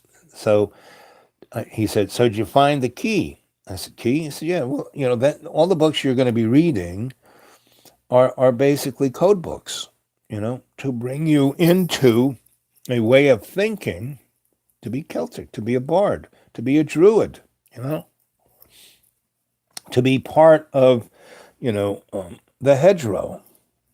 And I'm going, okay. And I'm basically saying, start from the beginning. I have no idea, but I'm here to, it'll be there. And anyway, so he started giving me the 411 on how to decode a old book, whether it's in Sumerian, Egyptian, cuneiform, you know, Mesopotamian, Greek, Latin, Gaelic, whatever. Doesn't matter, They all kind of, because before the Tower of Babel, we all were kinetically connected through these harmonic frequencies. See, we think we're at the top of the heap. No, we're at the like the lowest of the low. We need light bulbs instead of being able to make light out of our finger. We need, an airplane instead of flying through the air. We need, where back in the day, their technology was so advanced, you know, they didn't, we are the cavemen, So we're like we've been de-evolving for the last 16,000 years, right? Because we were turned into a slave race to work for the Anunnaki and to view them as gods, and go for their religions and do what they say and be domesticated, We went from being the artist in the first person to being a domesticated sheeple. And so this was, what Archie talked about all the frigging time. And everything he talked about was, everything I talk about is straight out of Archie's mouth, right? And he would say, buddy, and that's what he called me, buddy. Sometimes he said, buddy, buddy. So our friend, buddy, buddy, is near and dear to my heart because that's what Archie used to call me. Not buddy, buddy, but sometimes he was drunk enough. He go, buddy, buddy. and he was Scottish. So he sounded like Scotty from Star Trek, but he was tall and thin and looked like Gandalf. So, and he loved floppy hats, and he had a big staff. So he taught me how to decipher these texts, right? So, I get through the first one, and I've got like 5, those notebooks, composition books, and I just write and he also shows me about how to, I've kind of learned how to meditate, not as well as he taught me, and then I was taught even better by my sensei in Putney, Vermont. So, big staff, yep. Anyway, so I am the Padawan. He is my master. I study under him, right? And that I couldn't have found a better instructor, a better sensei, because he had such a life experience. He had been in the military. He was a warrior. He's a scholar. He was everything. And he told stories.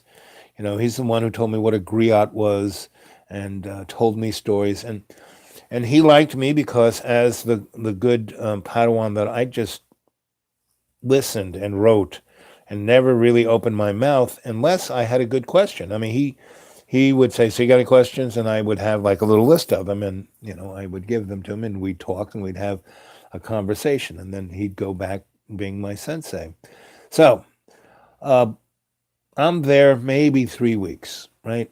And he's got he owns a building, kind of, so Trinity is in Old Dublin, right? And there, again, Trinity's like old, there's chunks of Trinity that's not all the same, but, if the school's been around 3,000 years, they got quite a few buildings built in different times. And they actually had modern-esque buildings built in the 60s, right? And 50s and, the 40s and the 30s and 1890s. And so he had an apartment in one of the schools that was like, I've never had I've had law outside this, but this, and he had it for years. So and he's a rich guy from, his daddy was an earl in Scotland. So he had, he never had to worry about paying his bills.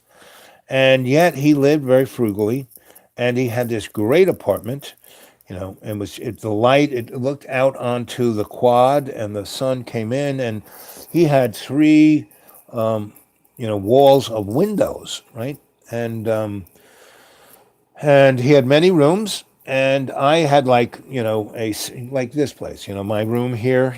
This was the place I had in Dublin was about smaller than this.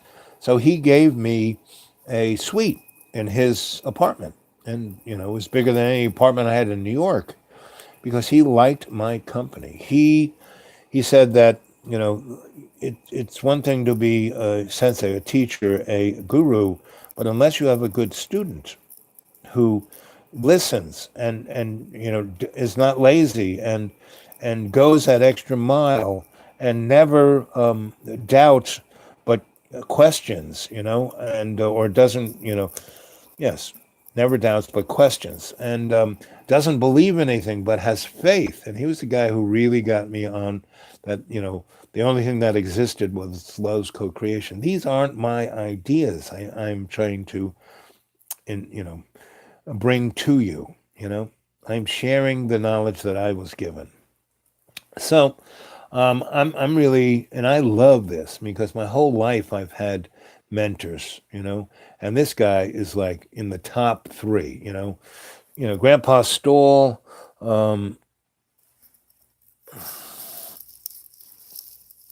Oh, his name escapes me. Um, oh, Madam Olga Kluver and Billy Clover. Those were my three, and my grandma were my three greatest mentors, as in my young life in New York City. And then I went to Ireland, and Archie was, number five. So we have this great relationship. It gets solider and solider and solider, and it was like straight out of he was like Socrates, and I was just sucking it up and loving every minute of it. Yep. So that's what I was. He was the master, and I was the attentive student to the 10th power. Because it was just, I just got this rush. This was better than anything I ever had. Was this guy's company and trust in me? You know. So so we're going deeper and deeper, and he had the pull to get books. He had books in his apartment that were like not even in the library. So, I would spend 10, 15 hours in the library. It opened at 7, right? And I would spend, because I didn't go into any classes or anything, I would just do that. And then I would go back to Archie's or to the pub, one or the other. And we would discuss all this. I'd have my notebooks and I had my pack.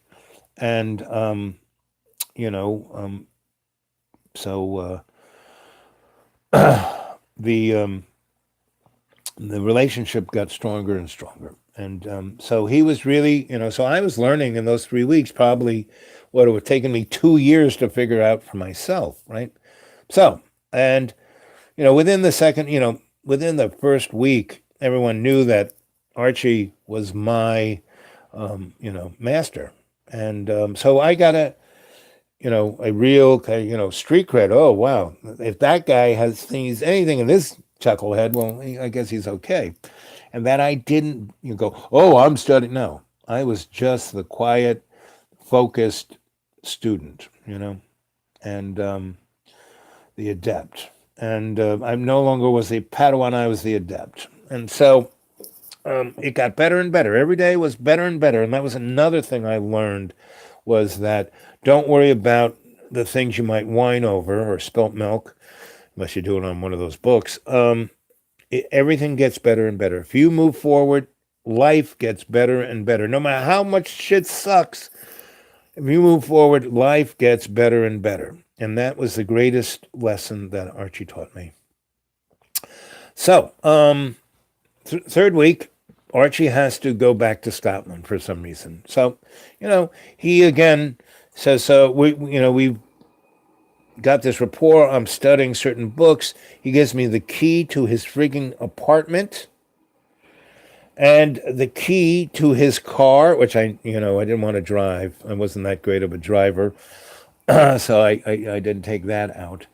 But he gave me the key to his car. He said, "Hey, you want to take a ride around?" Anyway, so but no, I was focused on what I came there to do, and so he gave me a whole list of read this book, do that, try to translate this, think here is 5 or 6 things to put in your head, and as you're reading as you're deciphering this stuff, see if you can get an alchemical connection where you go, wow. And he showed me how to use my Akashic record and how to put that in. You read this stuff, it's going to be in that book. You read the book, there's the 28 little screens, there is your librarian, your animal totem, your guardian. You can go into state and experience the things you are reading in that book.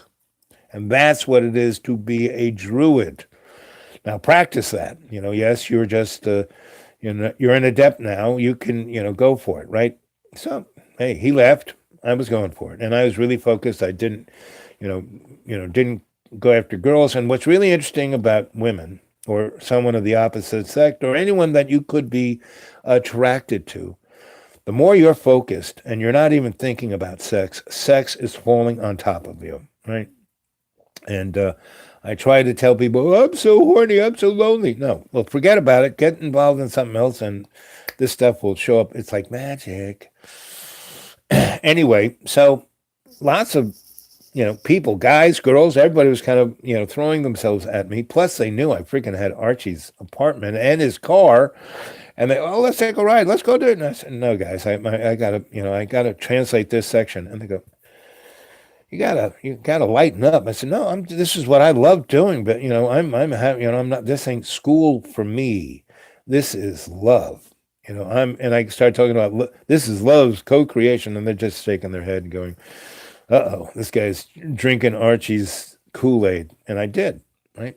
So anyway, Archie's gone. I'm spending all the time in the library, but the librarian is still like, other people have given me like, oh wow, you know, he's the dude. That was one of the places where I was the dude, especially with women. I just was the dude. And I still went to the pub because I knew that I needed a little, break every now and then.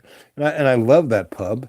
And I would, I drink when I was on my second, you know, little glass of patties, I would loosen up. I love to dance. So I get out there on the dance floor and dance with the girls. I just love to dance.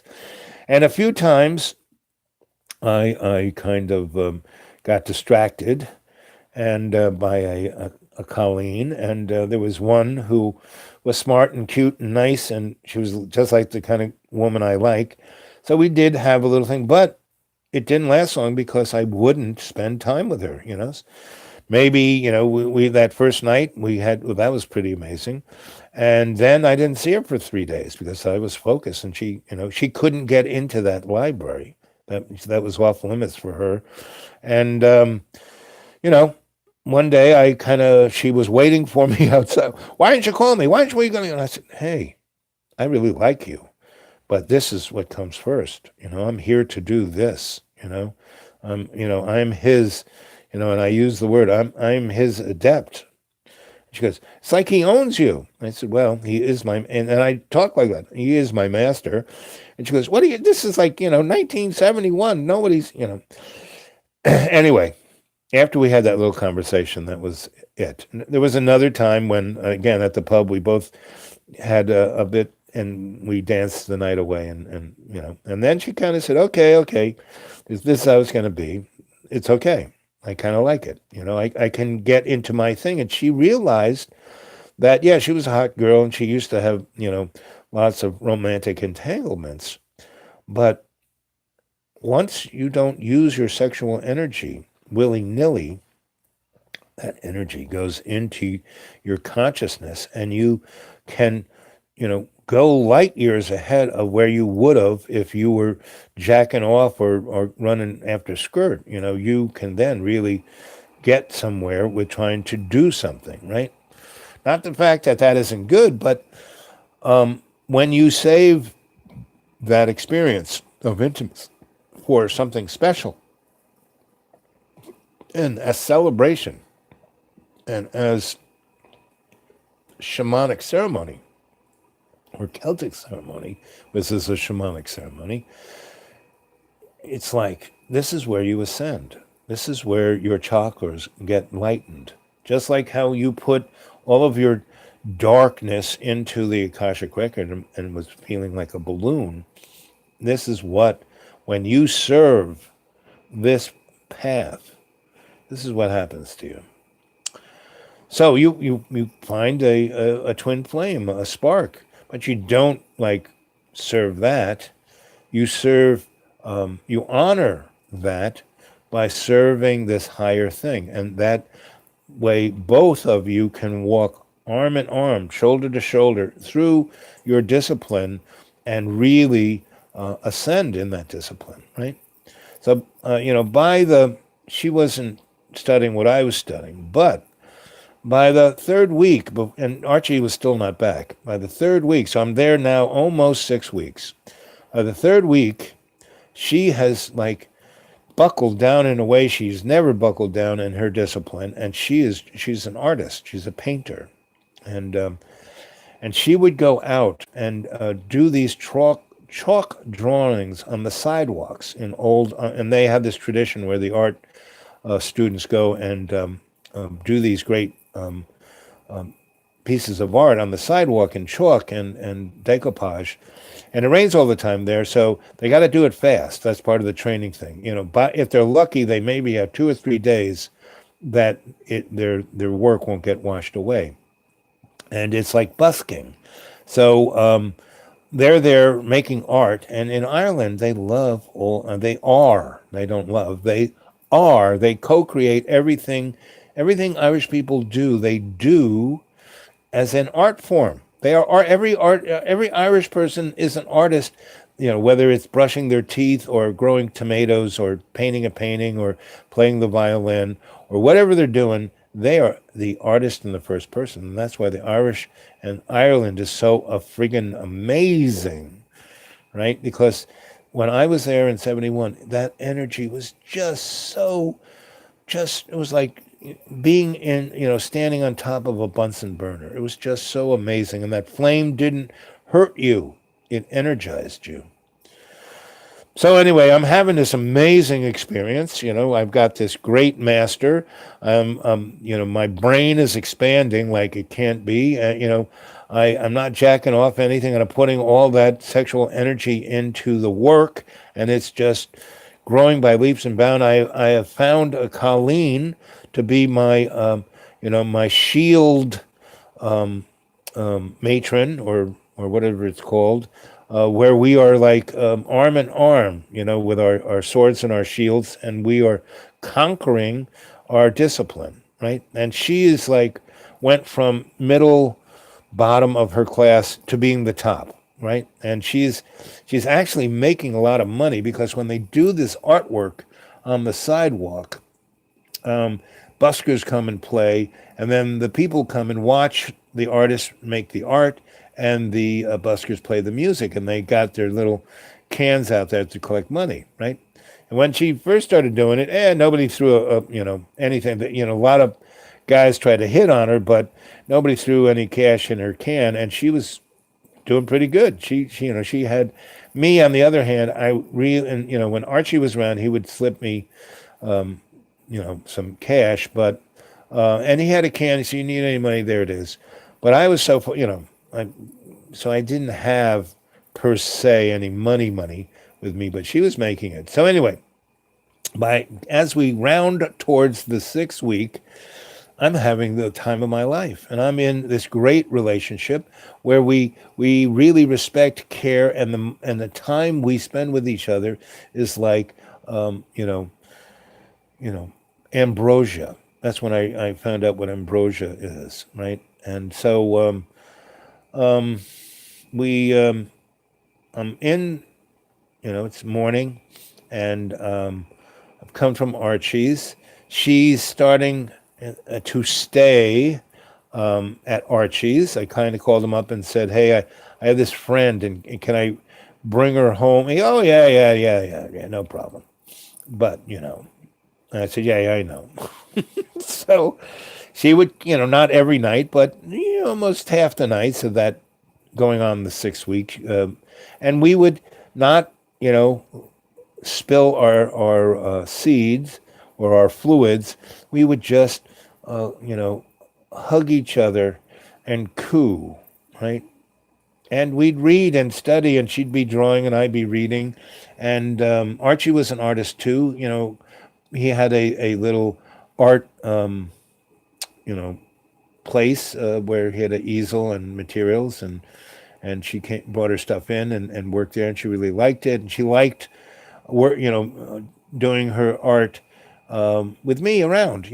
I may not be in the same room, but energetically, we were just feeding each other. So I'm having this amazing, amazing, amazing experience, and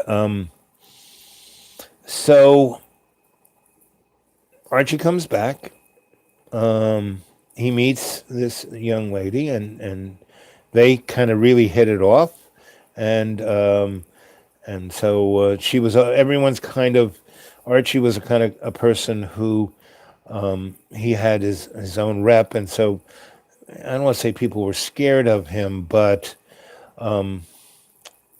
they just it didn't fit into their little worldview. So he was crazy, or he was like, this or that, and so anyway, he comes back and he likes her. They kind of hit it off. No longer does she come and visit. She doesn't want to do it. He says, "Oh, you can come by anytime and stay the night." And I mean, and the thing I loved about Archie, he never minced words. He was straight up about everything. So anyway, she and I, we go to her little apartment, or my little box at the university, where it was just big enough for a bed. It was kind of like in between. So sometimes, once in a while, we went there. But again, we were not spilling our seeds, our fluids. We were just lying with each other and talking, and it was great. So it's now 6 weeks, and a little bit more. And I think we came from my little box because her apartment was like on the other side of town.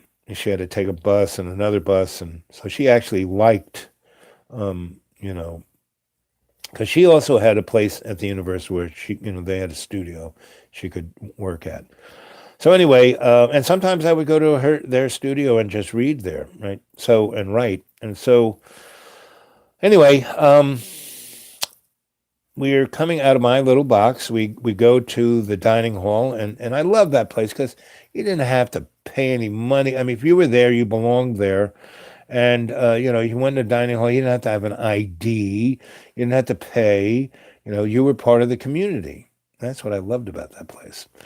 And so we got our Dublin breakfast. Fried eggs, fried sausage, fried potatoes, fried tomatoes, and blood sausage, and really great dark, crusty bread, and cream, and oatmeal, and fruit, and cheese, and I didn't go back as much, but I would just, lay up my tray with everything, and we'd go back into our table and just chomp away for a good hour. And they had really all of frigging Ireland at that time. No, except for a real coffee house, nobody had coffee.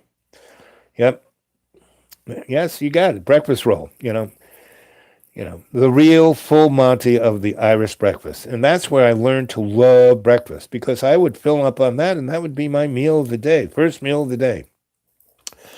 And so they actually had, everywhere in Ireland, they had this crap called Sanka, which was like dishwater.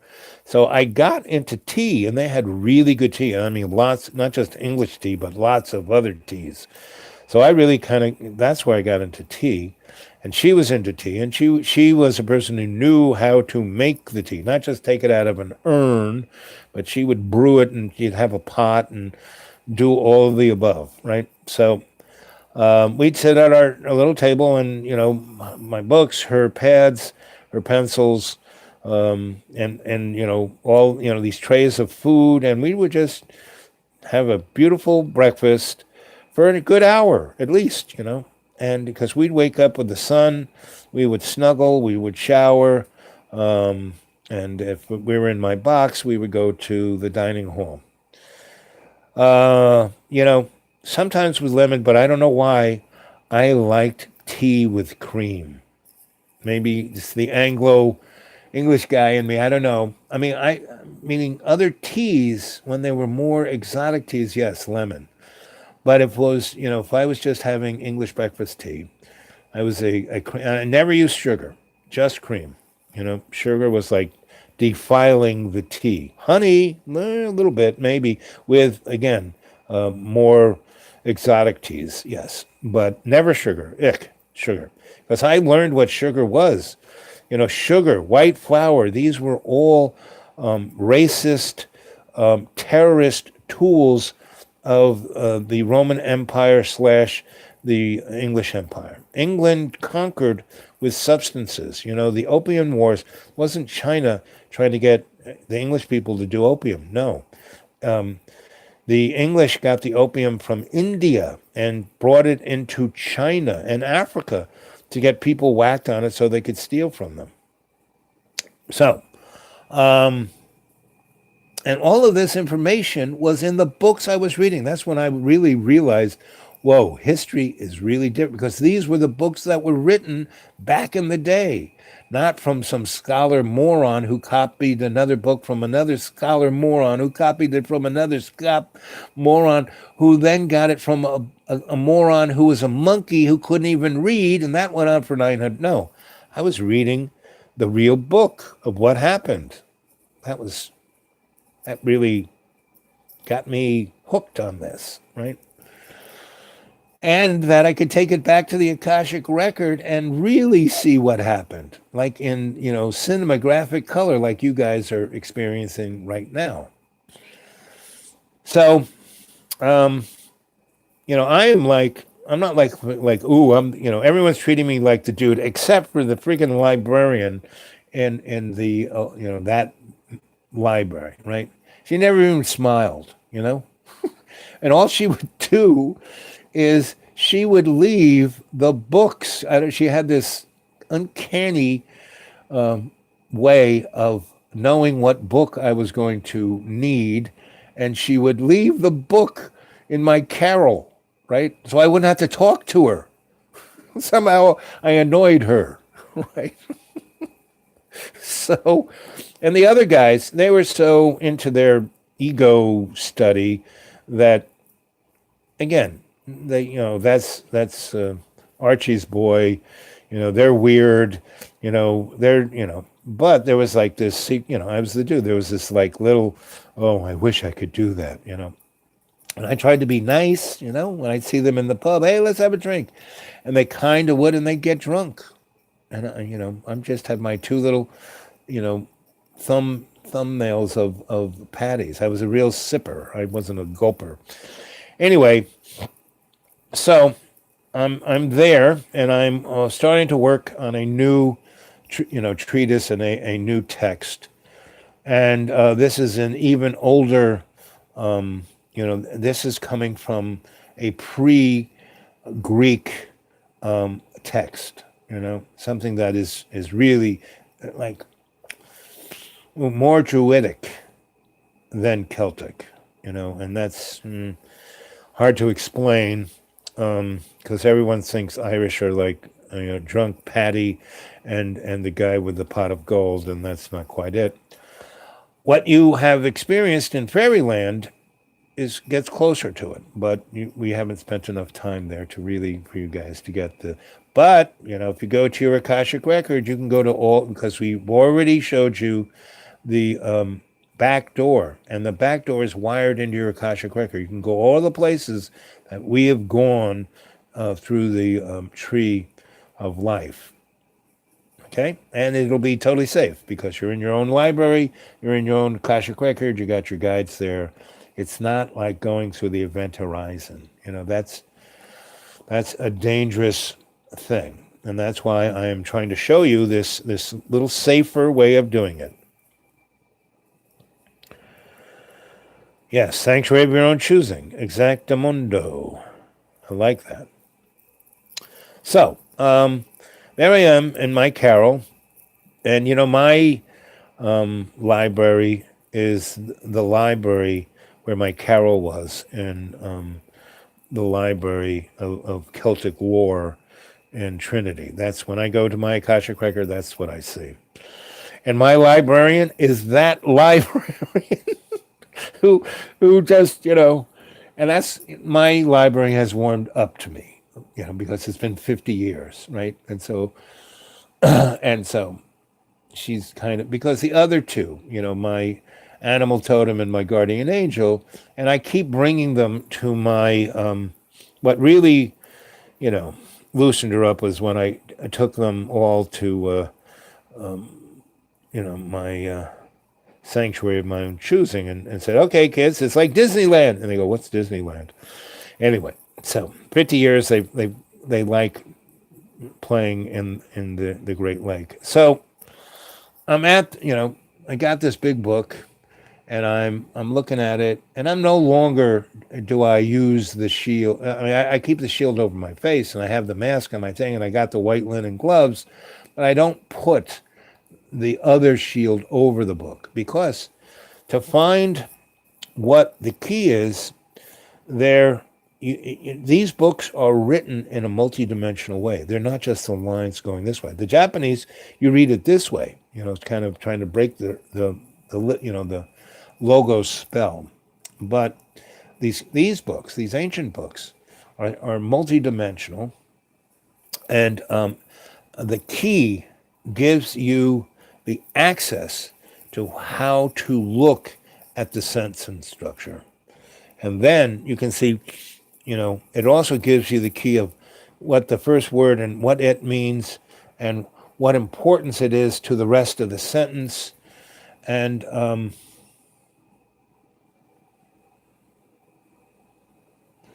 exactly. The Irish have always gone for the long game because they had to.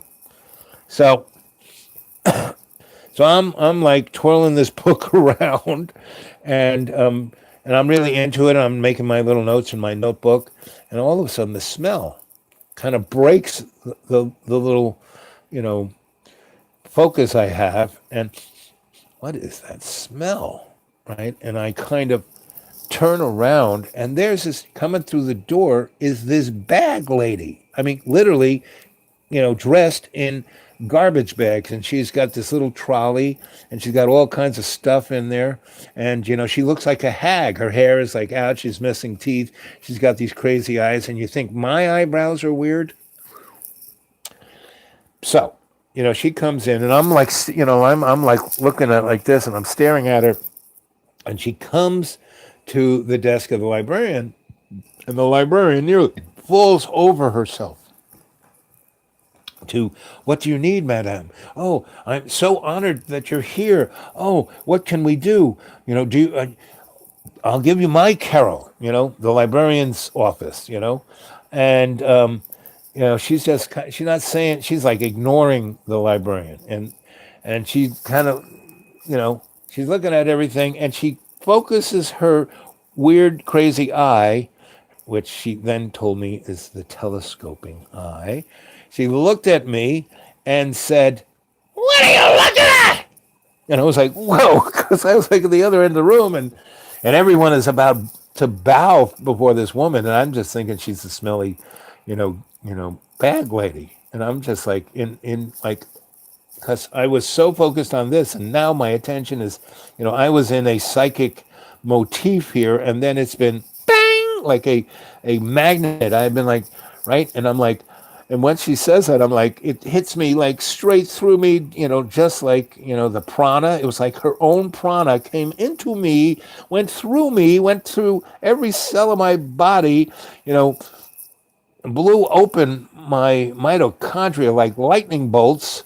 And, it's like if I was in the Brazilian forest snorting ayahuasca, with the tribal guys, right?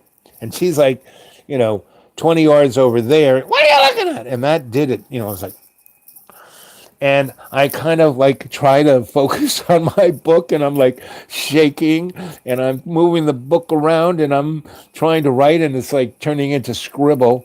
And then I look back, and she's coming towards me. She's not going to the librarian's. The librarian went off to, head towards her office, thinking that, this bag lady would be right. No, she's coming towards me, and I'm looking up again. What are you looking at? And I was like, I'm about to crap in my pants, right? And I mean, this woman is not that, Gandalf, who's like my grandfather and loves me and cherishes me and doesn't coddle me, but caresses me into understanding, right? No, the way that Gandalf treated not Bilbo, but the other one, the younger one, who had the ring. So, yeah, presence of the crone. So, I'm just sitting there shivering, and I'm looking at the book. I'm not even, doing anything. And I kind of look, and her face is like, her nose is like, oh man, she goes, what are you looking at? And I'm going, and she goes, oh, you're looking for the key, aren't you? And, so here it is right over here. And then she just starts going like, being like Archie, see, if you do this and you've got to turn the book that way, and then you take, you've got the ledger. Okay. So take that one word and then look up its etymology and see what those words are. And then you will be given, a heads up of what the sentence is about. And I was like, and like within 3 minutes, she elucidated things that Archie took a day or two to tell me. And it was like, she went like straight into my brain. Well, Archie was like straight into my heart. And that's what where your master is, in your heart. This woman was an ascended master. Archie's just, Archie, he was, Gandalf the Grey, he hadn't turned to Gandalf the White yet. And he never quite did. On his deathbed, when I went to see him, he was Gandalf the White. He had ascended, and he was happy. He was ready to go. But that's many years into the future. So she's showing me all this stuff, and I'm like taking down notes and like doing, taking the other books and like looking up the stuff while she's looking at this. And more than a mother, like a grandmother, right? More than a mother, a grandmother, a conduit, right? So, and she was also, again, she wasn't like an ascended master. She was going towards the ascended master, but she was still a woman, that was for sure. She wasn't like asexual. She was definitely a woman. So anyway, and part of her trip of dressing up in the garbage bags was she told me that she did that to hide her true self. Because when she went into a big city or a university like this, and there were all these energies all around her, she wanted to put up a shield, a smell, a visualization that people go, ooh, I'm staying away from that. And, so, after about 40 minutes, she goes, well, you're all done for today. And she was right, meaning we did in 40 minutes what would have taken me 15 hours or 3 days. And I was very, wow. So I kind of closed the book, and I had that sense that you guys have when I have you put all your negative energy in your Akashic record. And well, this book is as old as an Akashic record.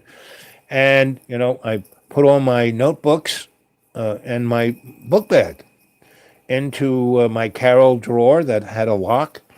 And normally I would carry that stuff with me. I'd never be separated. And I had no real idea why, but she said, let's go and have some tea. And I said, okay, sounds good.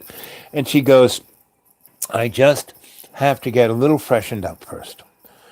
So we walk out of the library, and there's this big hall where you come in from the quad, and there's this big hall, and there's places you can sit, and it's quite comfortable. There's like cushy chairs and places to hang out, and there are people playing music and playing chess, and it's like a place to hang out before you go. And there's four doors, different parts of the library, and you needed to have.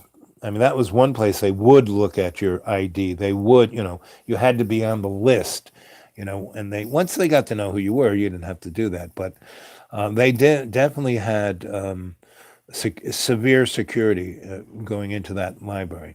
And even though they knew you, like when I would leave and I would have my book bag, they would take all the books out just to make sure I didn't take something out, by mistake.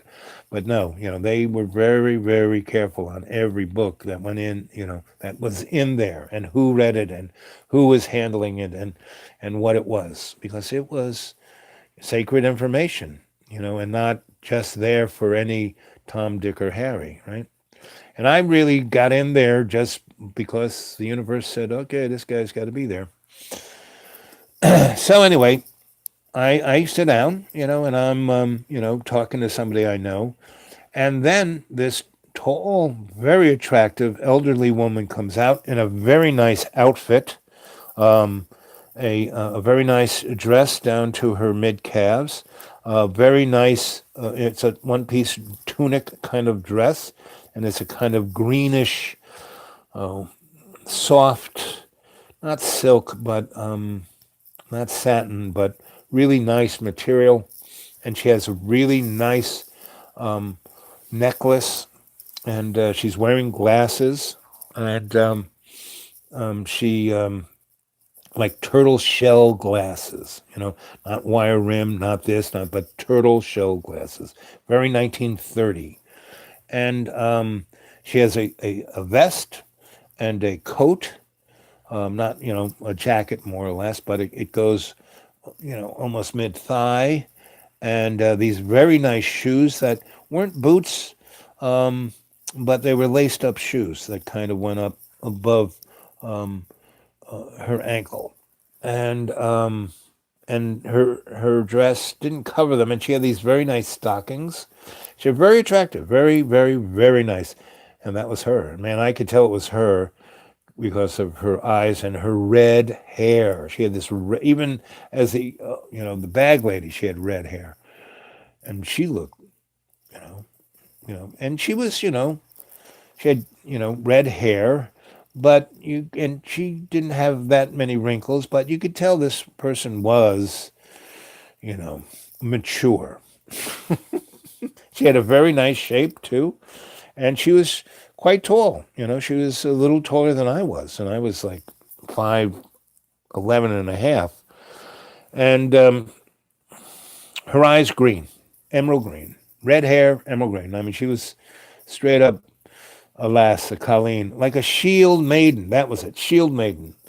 But she was more like a shield, general, a rocket scientist, you name it, president of the country. She could have been any of the above. Anyway, she goes, let's go have tea. And I was like a little puppy dog. Okay, like, but I wasn't like this. I was like, oh, oh. And she made sure that I was almost shoulder to shoulder. I was just, a tenth of a step behind her. But I was in her aura. And she was like a gigantic, ship of the sea. She just left a wake. People got out. She didn't say, excuse me, just people got out of our way. And then we kind of went out of the main gate into, I don't think it's O'Connell Street, but it kind of runs down into O'Connell Street, from the old Dublin into the more business and kind of shop part. Right? So we're going down there, and then we take a turn down this, not a lane, it was still not quite an avenue, but still a major street, a cross street, and the brewery of Guinness was on that street. So, if you could remind me what street that was. But it's right. You come down out of you know old Dublin, and before you go into O'Connell Street and the big neck of the woods before the post office where the revolution happened. And the thing what blew my mind in '05, and they took all of the oak trees out of O'Connell Street and turned it into Brussels. Yes, James Street. Thank you, Inc. I love it because it's like when I watch a movie of New York City, I go, I know that street. I just don't know the name. I'm not good on names, but once you say it, I know. Anyway, that they took the trees off of O'Connell Street. And why that's important is that these oaks were hundreds of years old. And from the Roman time on into the English time, all of the druids were hung from the branches. They were all hanging trees. And there were like a good hundred of these trees. And up to the Irish Revolution, the English were still hanging people off those trees. They were like sacred. And when in '05, when I came back and Ireland had been part of the EU since the late '80s, early '90s, it's like they lost their soul. It was like blew my mind. But anyway, so we turn on James Street and we walk down past the brewery and past the whiskey place, and you start to get into neighborhoods of these stone. They're not apartment houses, but they're like brownstones in New York that have a few apartments in them, up to six, and they have alleys that kind of go back, and there's places in the alleys where there are storefronts and things of that nature. So we're walking down James Street, and I don't know if it changes its name when it gets into that neighborhood area, but it's still the city. It's still old-ish Dublin, and it's still kind of in the shadow of Trinity. And it's also, Hank, you might tell me this, what's the street off of James Street that James Joyce lived on? It was near that neighborhood. That's right, because, James Joyce is my dude. So when I got to Dublin, I had to say, where'd that guy, I used to go over there. Anyway, so it was towards that neighborhood. And we went down a little alley, and it was magic because we went into a place that, these people were not wearing 1971 clothes. There was no sound of motorcycles. There was no sound of, a radio or anything electric. There were no wires running along the sides like most of the other places had. The tea shop, yes. So we're walking down this thing, and there's like a butcher here and vegetable stand over there with a cart and the vegetables. And these people all look like they're like from the early 19th century or sometime even before then. And I'm not saying much except, And we go into the tea shop, and that is where the tea lady, I don't like to call her the tea lady because she looked like she was like 23, right? Tea shop maiden, And so we went in there, and, this lady knew the old crone, like mother, And so I realized that this young lady was a crone herself, right? She's a sister, right? Now the crone I'm with is, elder crone, right? And what was really interesting, it took a long time for her to tell me her name. And she says, you can't tell anybody my name because it's kind of very important that you don't. And I'm telling you because this is showing you the connection we have. And that was like a good month and a bit. Yes, the veil is thin there. Yes, well, this was not quite winter. It was still early fall and quite nice. And so earlier fall, maybe even, early September, early August, sometime like that. Because I got there in June or early July. Anyway, so we go into the tea room, and like I said, this woman has great respect, and there are some people, and it was also a very nice bakery. It had breads and pastries and all kinds of yummy things, and and soup. You could smell the soup, right?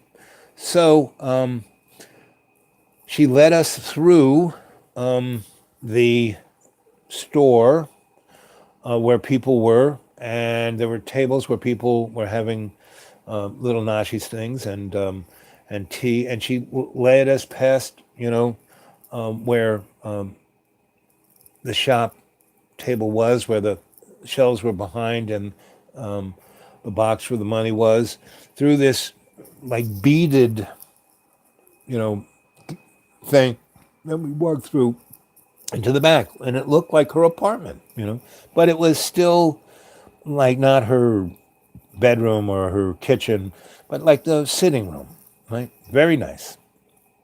And there was a couch and two big chairs on either side, and there was a coffee table, but it was a little higher, somewhere between the coffee table height and a dining room table height. And it was, 4 or 5 feet long, maybe 2 feet wide, 3 feet wide.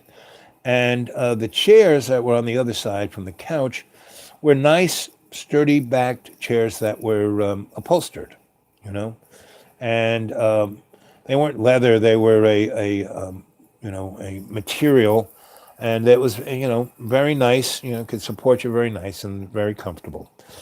And we kind of sat at those, and the the tea maiden went out and got a tray, and she brought in a pot of soup and these two beautiful little bowls, and they were Chinese. The pot of soup was Chinese, you know, clay, or what Chinese stuff is famous for. Again, very 19th century. And then these bowls, these soup bowls, and the kind of Chinese, you know, I keep saying China, but it's not that. But that they were big Chinese spoons that you could eat this soup. And she had a bowl of soup and a tray of cheeses, fruits, and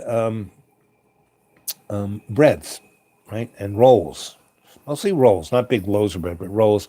And a thing of fresh, real churned butter that was like, and cream, right? you know. And she had a pot of tea also, right? With the cozy over it. And China, that's the word I was thinking, China teacups and China bowls and China everything. And so she, we don't even, she just gives us the soup, and she goes, "Excuse me, I still have some things out there to do, but I'll join you soon." And so we, and the soup was this amazing Brussels and acorn squash and bacon soup with all kinds of amazing seasonings. It was just, and the bread rolls where you broke them in half, put the butter on it, and dipped them in the. You didn't really eat it with the spoon. You dipped it, and it was like, and I didn't, no one told me I did, and I wasn't white, I just did, and the crone did the same thing. It was like psychically, I was in the aura of this place. And it was like I didn't have to ask or say anything or do anything. We just shared this meal in quietness, right? And it was like amazing. And we were quiet. We didn't talk. It wasn't like me and Archie, where we were always discussing things and having ideas and having this great discourse. And, as he's my master and I'm his adept. No, this was way different. It was almost psychic, because it wasn't like we were reading each other's minds, but just feelings and experiences, and those things were heightening, like the smell of the place, like it was ancient, and it had, things that you would think that was patchouli, but that wasn't. It was like before patchouli was invented, It was these smells that were like, kind of what the Catholic Church smells like in the old days, right? When I was in the seminary and I was in an old church where they had the incense, the real, incense, frankincense. And anyway, so it was just, we didn't say anything, right? And so, um, we had the tea, and after we had this amazing cheese and the fruit and the soup and the bread and the butter, and the fruit, there was another little bowl, and I put the fruit in the bowl and poured the sweet cream on it. It was like, ah. So she comes in and she takes away the tray with all that, and she comes in with this amazing variety of pastries and little cakes and little pies and just amazing. And a different tea, because the tea, even though it had a cozy, it started to get a little cooler. And the tea that we had with the meal it was very hearty, right? It wasn't English breakfast tea. It wasn't that. But it was this, I can't even tell you what it tasted, but the only word I can use is hearty. And with that cream in it. So she brings in another tea, right? And lemons with this tea, not cream, right? And she has this other cream that's like whipped cream. She's taken that sweet cream and whipped it up. And so, but it's not like Ready Whip. It's like, and she has a crystal decanter of poitín. Now, poitín, if anyone has drank really good whiskey, like a single malt, right? That's good. Now, Paddy's Irish whiskey is a single malt that's really good because that was the IRA's gun money. They sold that around the world, and they got the money to buy their guns to shoot the English. And sometimes they would trade cases of that for like weapons. Anyway, so this was poitín, and it's like 20 levels above Paddy's. And she puts it in this little crystal glass and hands it to me. And before I had dessert, and I smell it, and I've had poitín before, and I go, wow. And this is when the old crone goes, that is ambrosia. And I just kind of put it up to my lips, my tongue, and it was like not only 100 times better than Paddy's, like on another planet. It was like sweet and sharp and aromatic, and it was just like ambrosia. And I take a little sip and another little sip and another little sip, and then I drain it. And I don't drink like that, but I did. And I put it down, and she said, well, that's how you're supposed to drink ambrosia. So here's a cup of tea. So we had tea. And then with each of these taste treats, she would explain what it was and like its heritage and what, like ambrosia, it does this to your mind, and this tea will do this to your mind, and this cake will do this. And so, and she's like, giving me the 411 on all these things. Whereas we just shared the meal. I mean, it was an amazing meal, but it wasn't like this stuff that we were eating, which was like magic. And the tea maiden never sat down. She just stood there. And as the old crone described everything, she just got prouder and prouder because it was like her master explaining to me, now the Padawan, that this is magic, and this, tea maiden, she is the magician of this, right? And the mystery, her qualities of ability are mysterious. She was a mystery, not a magician, a mystery. Beyond drunk. And the thing is, you don't have a hangover. It's like psychotropic, It's another dimension, right? So we're eating all these little, and all the little pastries were like not a big, it was just this, you could pop it in your mouth or nibble on it. And again, these things were ambrosia too. Again, they had these amazing subtle tastes and did things to your mind, right? And again, I had acid. I tried, things, and I was not a real user of them. I wasn't like, oh, I never do that. Oh, that's terrible. That's evil. No, I just said, I don't need to do that. I can meditate. Or if it was appropriate, I would do it. There were some times that's appropriate. So anyway, I'm having this amazing experience, right? And so it feels like we've been in the tea shop for like 5 hours. And before we went down this little alley, there was, I think the brewery had a big clock. Virtually every important building had a spire with a clock on it in that neck of the woods. Because in old Dublin, the thing that showed you were rich was you had a window, because the English taxed windows in Ireland, right? Because they didn't want the Irish people to get any vitamin D. They understood what sun was. They wanted them to frigging die. And whatever works.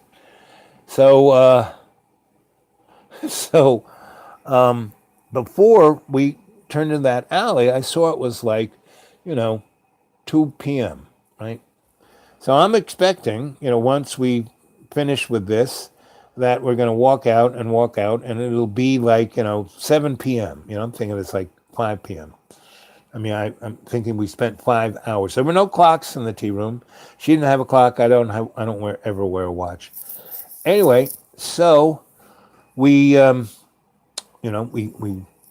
like unbelievably thankful to this, you know, tea maiden, and just thank you, thank you, thank you, thank you, thank you. Oh, please, ooh.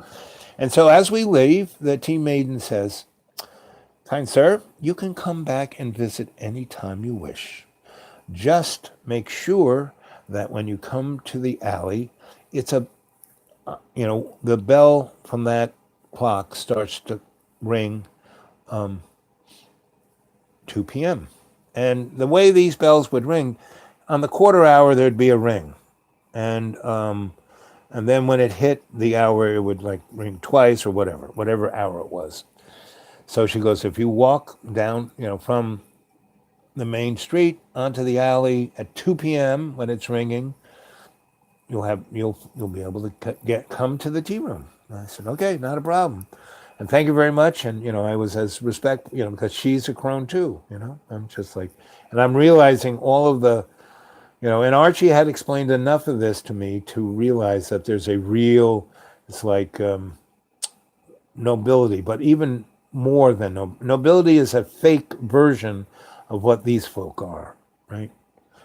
So we come out and we walk down the alley, and there's still people roaming around, and vegetables and meat in the butcher, and we come to right, it's just like an event horizon, and it's kind of grayish. It could have been, Ireland, Dublin can be cloudy or rainy or foggy. So, at my looking at going that way, I wasn't quite sure what time it was. I mean, it was summery time, so the sun was still up. But I was expecting to look at that clock saying 7 p.m. Anyway, we walk through that fog, and when we get, I step onto that street, it is a sunny day. And I look up at the clock, and it says 2:02. And I'm like, okay. So she's smiling at me, and she goes, I think if if it's all right with the dean, and it's all right with Archie, and so she knew Archie, because Archie wasn't there, but she said, if it's okay with Archie, I think you should come up to my farm. And it's up the west coast, just past Skibbereen. I said, I love, yeah, well, yeah, yeah, yes. And she goes, so you go, here it is, 2:02. You got plenty of time. Go straight to the dean and tell Bob that I said that you should study with me instead of staying at the university. And, I said, right away. Yes, ma'am. And that's what I called her Madame or Ma'am. Meaning, if there were other people around, I'd call her Madame, and if it was just me and her, I would call her Ma'am. And so, we walk down, and she kind of, goes down, and we don't go back to towards the university. We go up a couple blocks, and she turns down, and then turns, and she's gone. I'm just standing there, and then she's gone. So I basically run all the way to the dean's office and run up the stairs and go in his office. And usually there's tons of people and business and stuff. And I walk from the hallway into his little ante room before it gets to his office. There's nobody there. His door is open and he's sitting at his desk, kind of just like scratching his head. And I go, hey, Bob, I just met the old crone, and she told me, and that's what she said, and tell Bob that the old crone says that you should study with me instead of being at the university and, starting now. And I said, okay. And so, I said to Bob, so the old crone said, and he goes, she talked to you? I said, yeah, we had tea. You went to the tea room? I said, yeah. Where is it? I said, it's just off of, right where right where the, the brewery is, 2 blocks down. I've never found it. And then he goes, oh, you must go with her. Forget this place. If she's told you to come study with her, you go.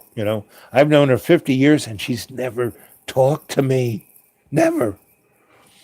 So I'm going, okay, this is going to be.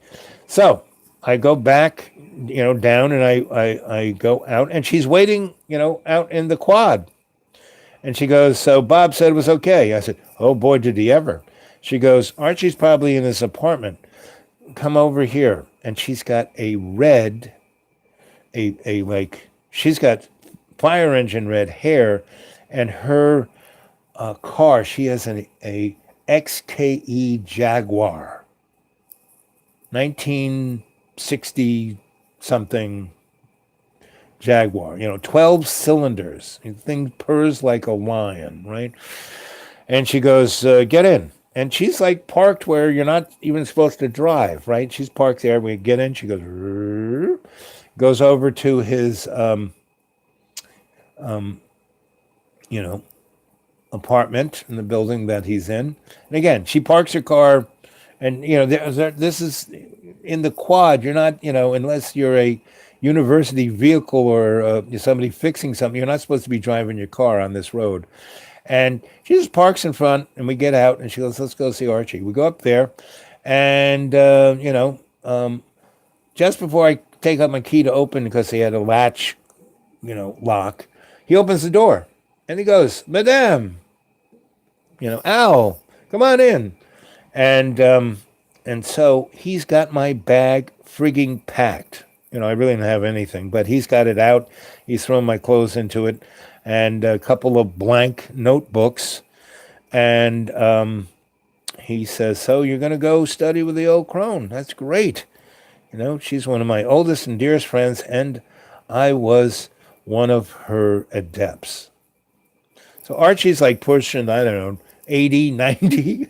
And so he was an adept, and she goes, no, you were one of my Padawan, meaning, so he was like with her like as a teenager. So, I'm like going, So, we have some niceties, and he goes, do you guys want anything for your trip? And she goes, no, we visited TS. We're satiated. We've had a very nice meal. And so he goes, I got something just for you. And she goes, you do? She goes, oh, yes. And so he goes and brings out a tin of dried plums and figs, like from the Mideast, from Palestine or someplace like that. And it's got a really an amazing image on the front, like some sultan and the story of the 90 veils or whatever. And so he puts that in my pack with my clothes and my empty notebooks, and he hands me two pens. And he goes, "I've been wanting to give you these. I've had these for a long time, and you're the best person I can give them to. And this will be a good time for you to take them." And so, he goes, "And you wear them, it's time for you to wear a jacket." So he had a jacket for me, puts it on, and it had a pocket. And he goes, "And you put your pens there, right?" And just, you know, and he gave me this like writing box, and it had a thing of ink. And these pens, you could like suck up the ink from the little, jar of ink into your pen. And he said, "No, you only do it halfway because anymore you'll probably, it'll bleed out onto your jacket, and don't want that." So he gives me a jacket, it's a wooden box that holds the paper, the ink well that you could close up, and a little drawer that you could put pencils and pens. And I'm got the two pens in my pocket, and they're silver, and they have an inscription of like the coat of arms from his, maybe his dad. I don't know, but that's what they were. At least I didn't know them. When I went a year or so later, when I came back, and Archie and I did our little travels up the West Coast in a gypsy wagon. We did that, and when we came back, we flew out of Dublin and went to Scotland, and we visited his castle. But anyway, we separate. We all go downstairs. I get in the car, and she knows every street, and we don't go on any of the major drives. We just turn here, turn here, turn here, and we come out the backside of Dublin, and we're heading towards Limerick. And it's not the main road, but it's a good road. It's a tarmac, but it is a fun road. And she has got the pedal to the metal, and her red hair is flying back, and I'm just enjoying this thing. And I open up the little can, and she goes, "Give me a plum." And she goes, "Break it into pieces and feed it in my mouth." And so she's driving, and I'm like sticking pieces of the plum in her mouth. And I love figs, so I'm eating the figs. And we get to Limerick, and we don't go into town, but they got like the bypass road that kind of takes you, this one goes straight into town. This one takes you to the main road. And then there's another one that kind of goes over to the hill where some of the old farms are still there. So we go there and we visit a friend of hers. And it was another old crone, but this lady was way older, way older than Madame, and my master, the old crone, she didn't even say Madame, she said Master. So this old lady was the old crone's master. Claire. Yes, I think so. And we stayed there again for a long time, and they told old stories, old tales in the way the Druid tradition is, just like a griot, meaning it tells you stories that you need to hear to be able to move forward with the path that you're on. And so we were talking about integrity, trust, empathy, justice, and that's, again, was reiterated over and over, grace, that these were things that represented love's co-creation. When you are in co-creation with love, and again, the stories were being told to me that the Gaelic creation stories, and There was no God. There was no, Zeus. There was none of that. But there was love. And what was the essence of the Gaelic? And the Gaelic wasn't just in Ireland. It was an integrity of the indigenous, right? And the Gaelic was everywhere. And this was pre, um, you know, um, the Babel, you know, and before the separation of all of humanity. And that was what Gaelic was. And and the closest cousin to the Gaelic was the Gypsy, right? The Roma. And they were one of the old families, right? And they stayed pretty solid. They didn't, because the other families that were of the 10 were, they all split up to even other things, right? But the Roma kind of stayed pretty much it. And the Hebrews, not so much, but they were, meaning they were the 12 tribes of the Hebrews. So, I mean, these were things that came to me um, in the blood of 80 million Americans, exactamente. Um, this kind of, every time they would tell me something that I didn't know, it would resonate inside of me that I could tell that it was true, right? Again, that's the essence of a griot. You tell the story, and if it resonates with the listener, you're giving them the right 411. So anyway, we're there for hours, and I'm not, so I've been up now for what feels like, 3 days, but I'm not tired whatsoever because I keep drinking this tea this old lady keeps bringing out, and um, so, and I don't say anything, and this is one of my better traits is that when I was younger, I knew not to say anything. I knew to listen, and if I was allowed, I would take notes, right? Then they would say, "You got any questions?" And I, on my little notebook, would have 20 questions, and I would pick the three best. I'd get within the first hour of listening to this stuff, I would have at least 10 good questions. Now, next hour, I'd have another 10. And the next hour, I would whittle those 20 down to the three best because that's the sacred number. And that's how I rule. And I knew that before I even showed up in Ireland, through Grandpa Stoll and a few other great teachers I had. So, again, I'm listening, I'm taking notes. After, the old crone says to me, you can take notes if you want. She knew in my little handbag, I had, actually, I left that in the car. I just kept, I had the pen in my pocket and I had one of my little composition books with me. So, and, I have two sizes, the big composition books and the little ones that fit in your pocket. Archie turned me on to that. So, we had this, I'm just like in awe, in amazement, I am just,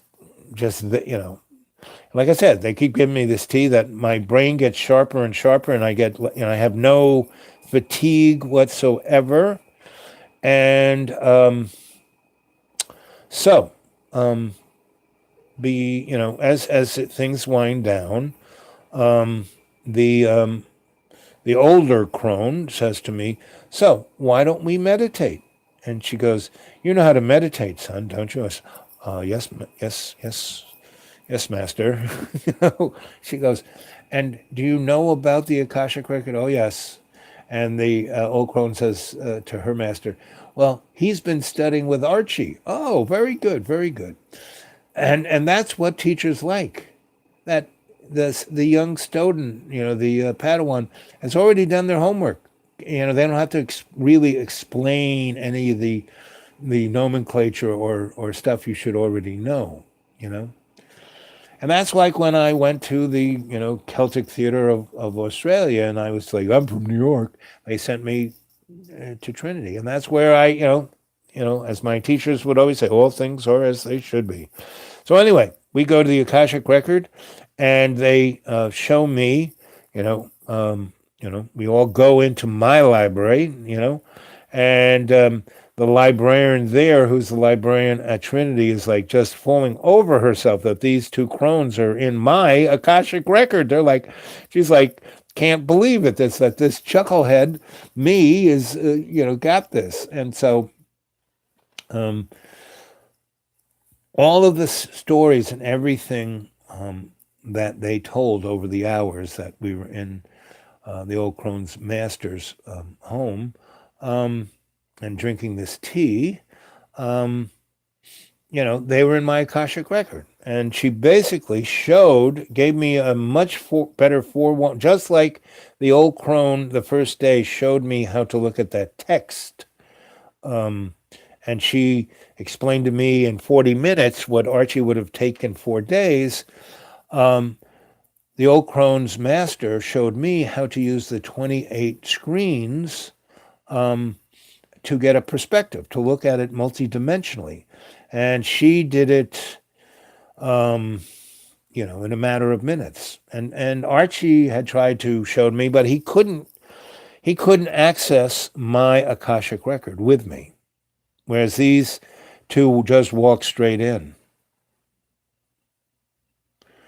So the bottom line is she showed me all these things, gave me the 411, so I would be a better adept when I showed, when we finally made it to the old crone's farm. So we get on the highway, which is, in Ireland in 1971, they didn't really have highways. But if wherever you are, a nice county road in those days in Ireland, unless you were in a big city, was considered a super highway. So we're on this, and we're going from Limerick to,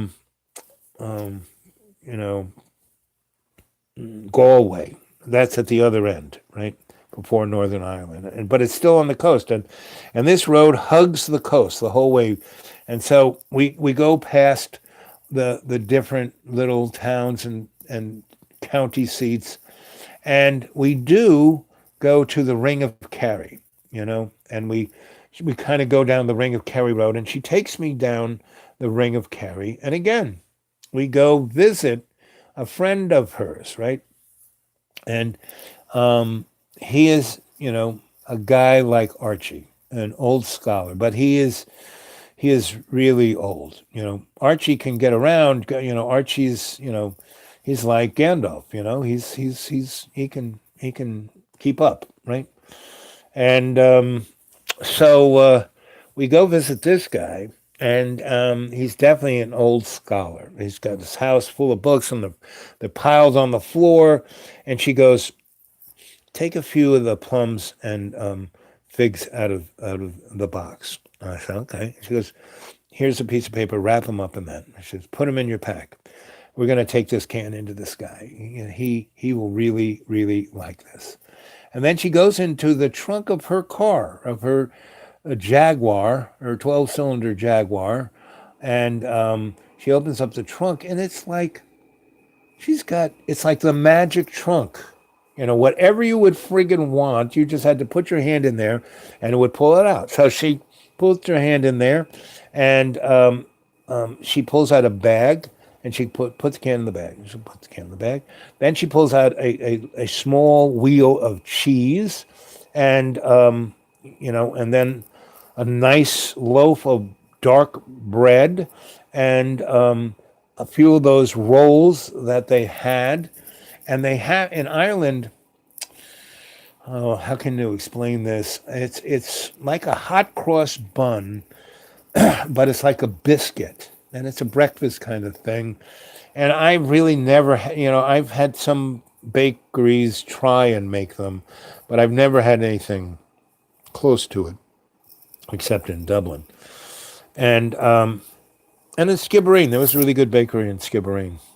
Anyway. So we put that all, and we take the bed, knock on the door, and there he is, and he's almost starting to cry. I thought I'd never see you again. And she goes, "Of course you'd see me. I'd never, it's almost your birthday, and I'd never miss your birthday." He goes, "Well, I'm not doing too well." He goes, "Well, you're going to make it to your birthday, not a problem, and maybe even longer. But of course I'm going to come see you." So anyway, we sit down and they start telling stories of World War fucking one in France, right? And they were like the Red Cross. They he was gay, and she was a woman, but they went and they didn't believe in war, and they were both anti-war activists before and so they were telling all these stories, and they were at Oxford together, right? And he was a historian, and she was her, and she went at Oxford and was the first female to graduate Oxford as a medical doctor, right? Anyway, so so they're telling stories about World War One, and I'm just right, and so I don't remember her putting in a bottle of poutine in the bag, but she pulls one out, and she puts the spread out. He goes and gets these nice little crystal goblets, and we're eating cheese and figs and bread and drinking poutine, and he's just glowing, right? And little tears. He's not crying, but little tears. And he's got this just happiest. And they're telling stories of when they were young, and how she was. I just loved her. I was, And he says, I'm a homosexual, but I always loved her, And it was just so unbelievably sweet. I mean, I'm going to cry right now. And everything her master told me about grace and honor and empathy and appreciating people, I was experiencing it right there. And their stories that they were telling were,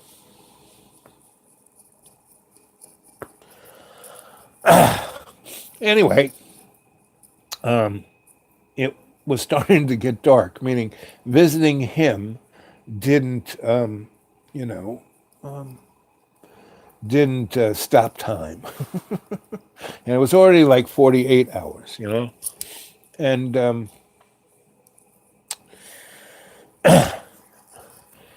but it was still light. It was still kind of summery time, right? It was like, 6 maybe.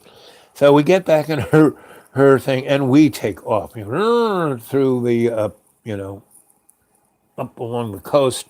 And again, we don't go into Skibbereen. We pass it, and we're fly. I mean, we are got the pedal to the metal, and there's no cars coming in our direction. And that road is like it's a well-traveled road because it's like the major highway on the west coast. And between these towns, Skibbereen's a pretty big town, so they got a lot of lorries, a lot of stores, and pretty much you're on that road. You're going to get behind a truck, or one's going to come to you, and there's like centimeters between the wall of the and at this part of this road, the mountains are starting to go up, and the coast is right here. So you got the coast and the mountains, and if the big truck's coming this way, not much place to go. And so we're zipping it, and nothing comes our freaking way. And we just zoom. And like I said, we don't go into Skibbereen. We kind of zip past it, and we're going and going, and maybe somewhere, because she is flying, somewhere between 30 and 60 miles. And we haven't hit in Glendore yet. And Glendore between Skibbereen is maybe 70 miles. And and she just goes zing right up, and we are flying up this road again. That's all these roads in Ireland, even though they're narrow, they kept them pretty. I mean, the black whatever road was blacktop it didn't have potholes. It was in pretty good shape. It was no super highway, but it was in pretty good shape. And they were always in pretty good shape. For all the years I went to Ireland, roads were always, if they were major thoroughfares, they were in good shape. Now the country roads, they're a little, but those were in still pretty good shape. So because these were like built by the Romans, so they anyway. So we fly up this road, and I don't even, what road are we on? And they drive on the other side. So the driver's side in America is the pass, and I'm sitting on that side, and that's, there's like 6 inches from the cliff to the road, and there is no guardrail, and we're just flying the heck up this thing, and the road is just wide enough for one vehicle. So if someone's coming down, someone's going up, someone's going to have to back up, right? So we are flying up this road, and it was like we were flying in an airplane. I mean, we're like going through clouds. We're going up, and the coast gets smaller and smaller. It's like we're in an airplane, but we're on a road, and there's a cliff over here, and it's green over there, and there's the top of a mountain and a forest over there. And it's like, and it's sunny where we are, but over that mountain over there, you can tell it's raining, and that's Ireland. And so we're flying up this thing, and we go up to the top, and that's where that pub is. Right, and I will, pull out my photos in that book and have it tomorrow for you, Inc. I promise. And so, and again, it's not a town, it's not a hamlet, it's just this pub and another store and a couple of houses and a couple of cars, and it kind of gets wide there. It's not just the narrow road. And we just kind of fly through that. We slow down a little bit, but we don't stop, and we just keep going and keep going and keep going, up, and we kind of go through this forest. It's like Ireland is, the Romans and the English took all the trees, right? So there are not too many trees, and then the English turned Ireland into their supermarket garden, right? And then told the Irish, you can only eat potatoes because high in starch, gave you a lot of energy, didn't so much give you anything to live on, so you died by the time you were 28. And anyway, you had 15 kids already, but boy, did those guys know. The one thing Irish could do was cook a potato. So we,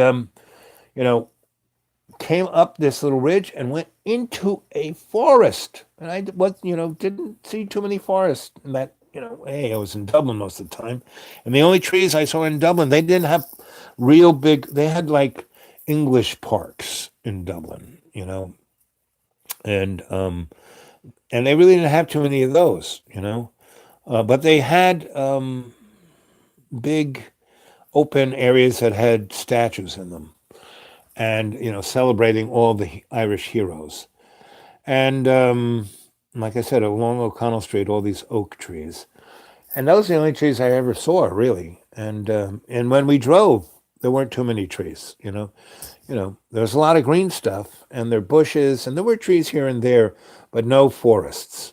And when we came over this ridge, we went through like a tunnel of trees, just wow. And she still got the pedal of the metal. And it's dark. I mean, now by the time we got up there, it's getting towards dark 30, 8 p.m. ish. But it's still sunny, so I mean it's still summery, and that neck of the woods, the sun stays a little bit more south. Anyway, so we're going through this forest, and it's really dark. I mean, it's like something out of Grimm's fairy tales. And we fly through this thing, and we come around this bend, and it all opens up, and there's a pond that's like a big lake, she called it the Lake of the Great Link, right? And right by that was this big tree, there's the tree of life.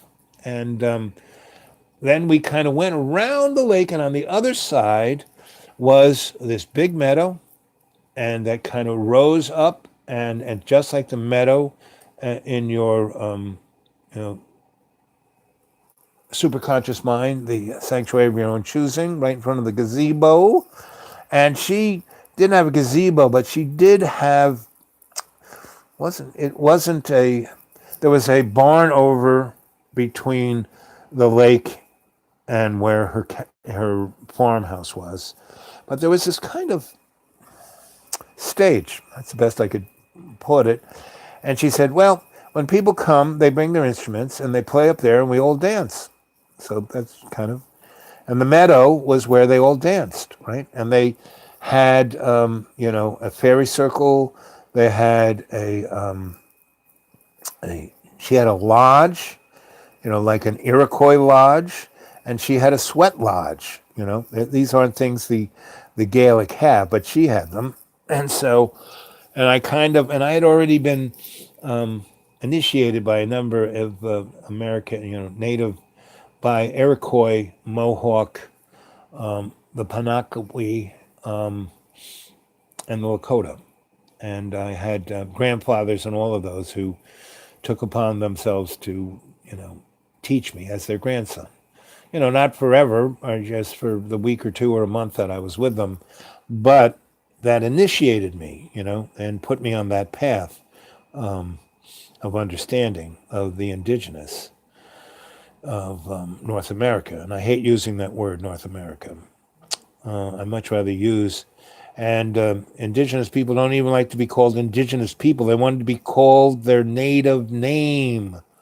Anyway, but the old crone, Madame, she had that experience. She had gone to America and hung with those folk.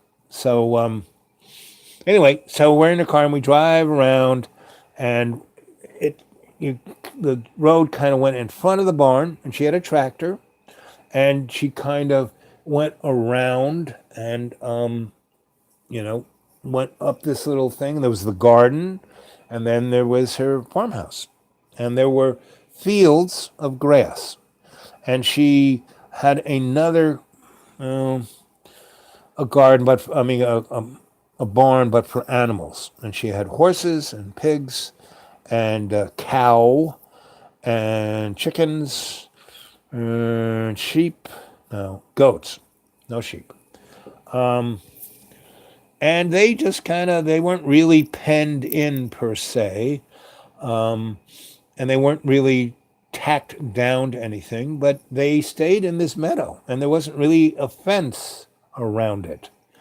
And I mean, there was the stone fence, but it wasn't around it. It was only about 60%. But where the stone fence came up to where the garden was, and then her house was, the animals could have gone off into wherever, but they didn't. They kind of stayed around their barn, and they could go into the barn and lie down or eat, grain or hay and get watered their own, right? And so there was the barn where the tractor was and the farm implements were, and there was a big, gigantic pile of wood and, trees that had been dragged there by the tractor and needed to be cut up. And anyway, so we then went, and it's getting dark. It's still not dark, dark. It's like dark 30. And we go in, and she stops at the animal barn, and she goes, okay, we're going to get out here. We're going to check the animals. So we go, and she introduces me to all the animals. They all got names. And she takes me into the barn, and she says, this is where where they all sleep, and they're all, their own little, she called them apartments. And then we went around this hallway, and there's the tack room, and all of the things the animals needed was in the tack room. And at the end, there was a nice double door, and it went into a really nice apartment.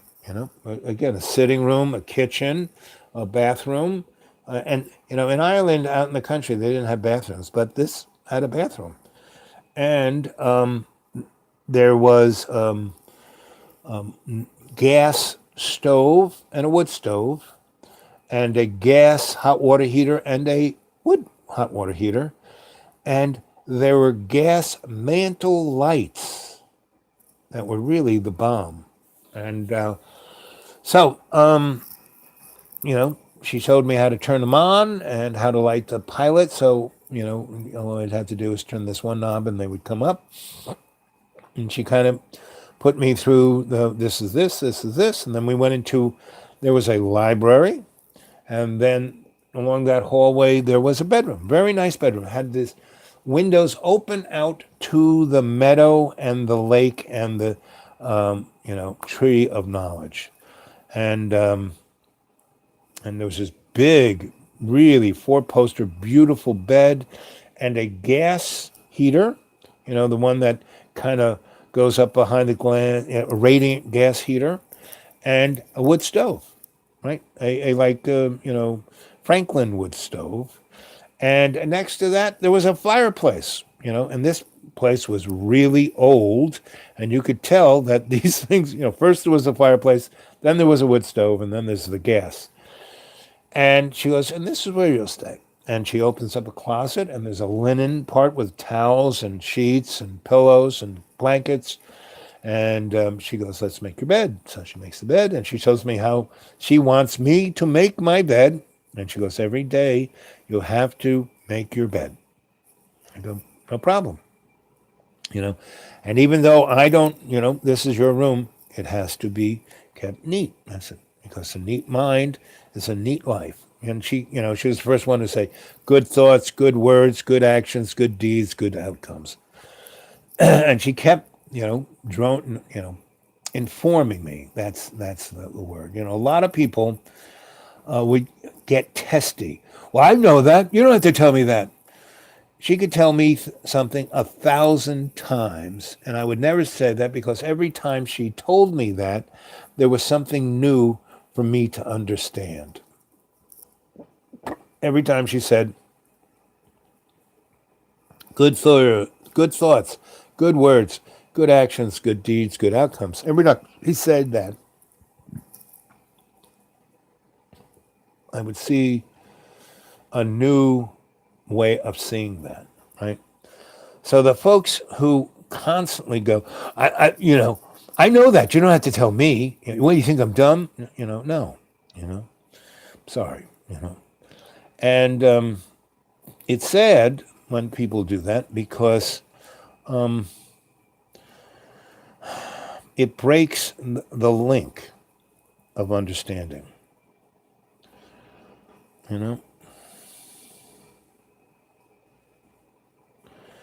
That's right, Ride. You got it exactly right. As it was in the beginning, is now, forever shall be, world without end. That's why I say that. That's why I give that prayer, because it is a shamanic energetic that protects, that connects, just like Ride says, fruits of the Spirit, love, joy, peace, patience, kindness, goodness, faithfulness, gentleness, self-control, for such there is no law. Exactamente, right?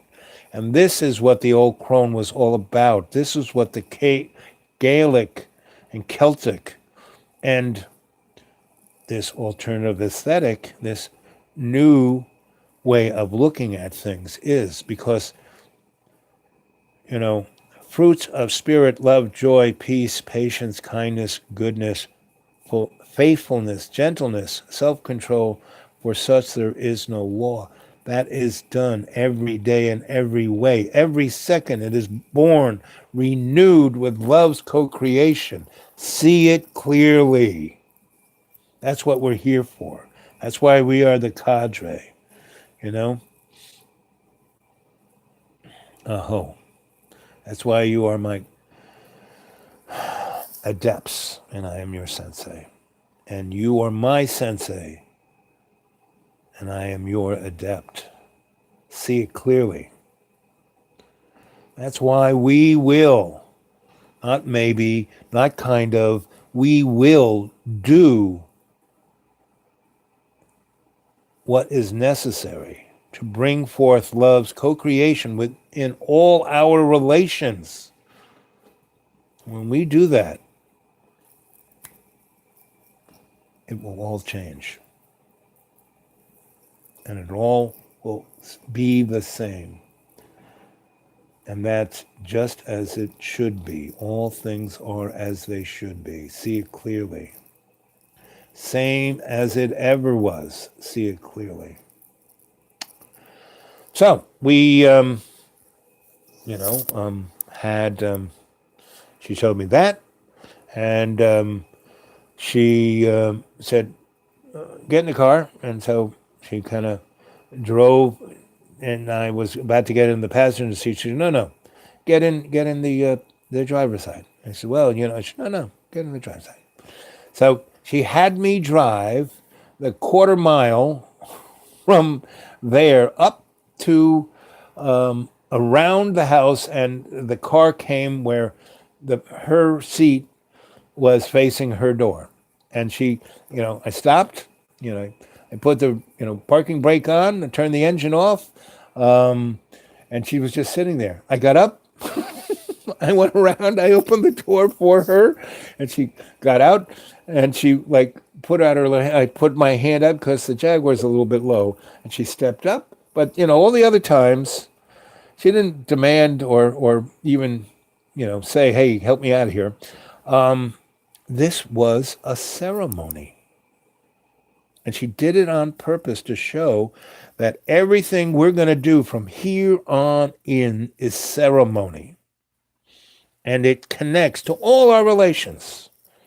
And she used that term all the time in the same way all of the Lakota and Mohawk and Iroquois and Panache told me, And she was right there because the Gaelic Celtic is the same. It's the savage and the artist in the first person.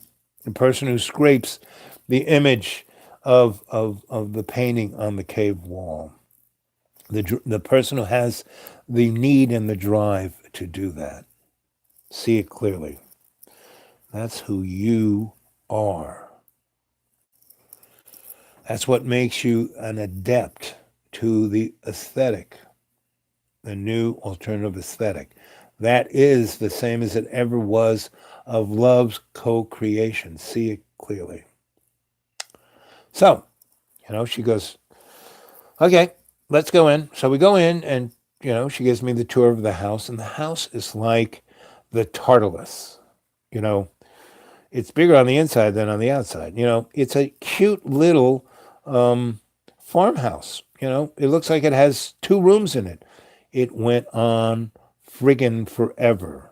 Her library was as big as the one in Trinity. It was like mind-boggling. And her herbal area, she had just, shelves and shelves and shelves of prepared herbs. And in the herb area, it had its own library of how to prepare these things, right? And it was an alchemist's laboratory, and that's what she said. This is alchemy. This is what alchemy is, right? And so, she showed me everything. And then we went into her sitting room, and again, she sat me down, and she turned on the mantle lights, and she had these beautiful.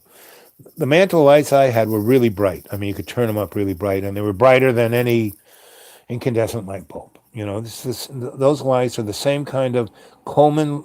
That's a mantle light, Coleman lights. So she had these same gas lights that were mantles, but they were little teeny things, and they gave like an amazingly beautiful light, like a candle would, but brighter and more clear and more specular, because pretty much a candle is burning on a very low end spectrum of the carbon cycle there. And so is this gas. But this gas that she had wasn't propane, wasn't brought by a big truck. It was acetylene.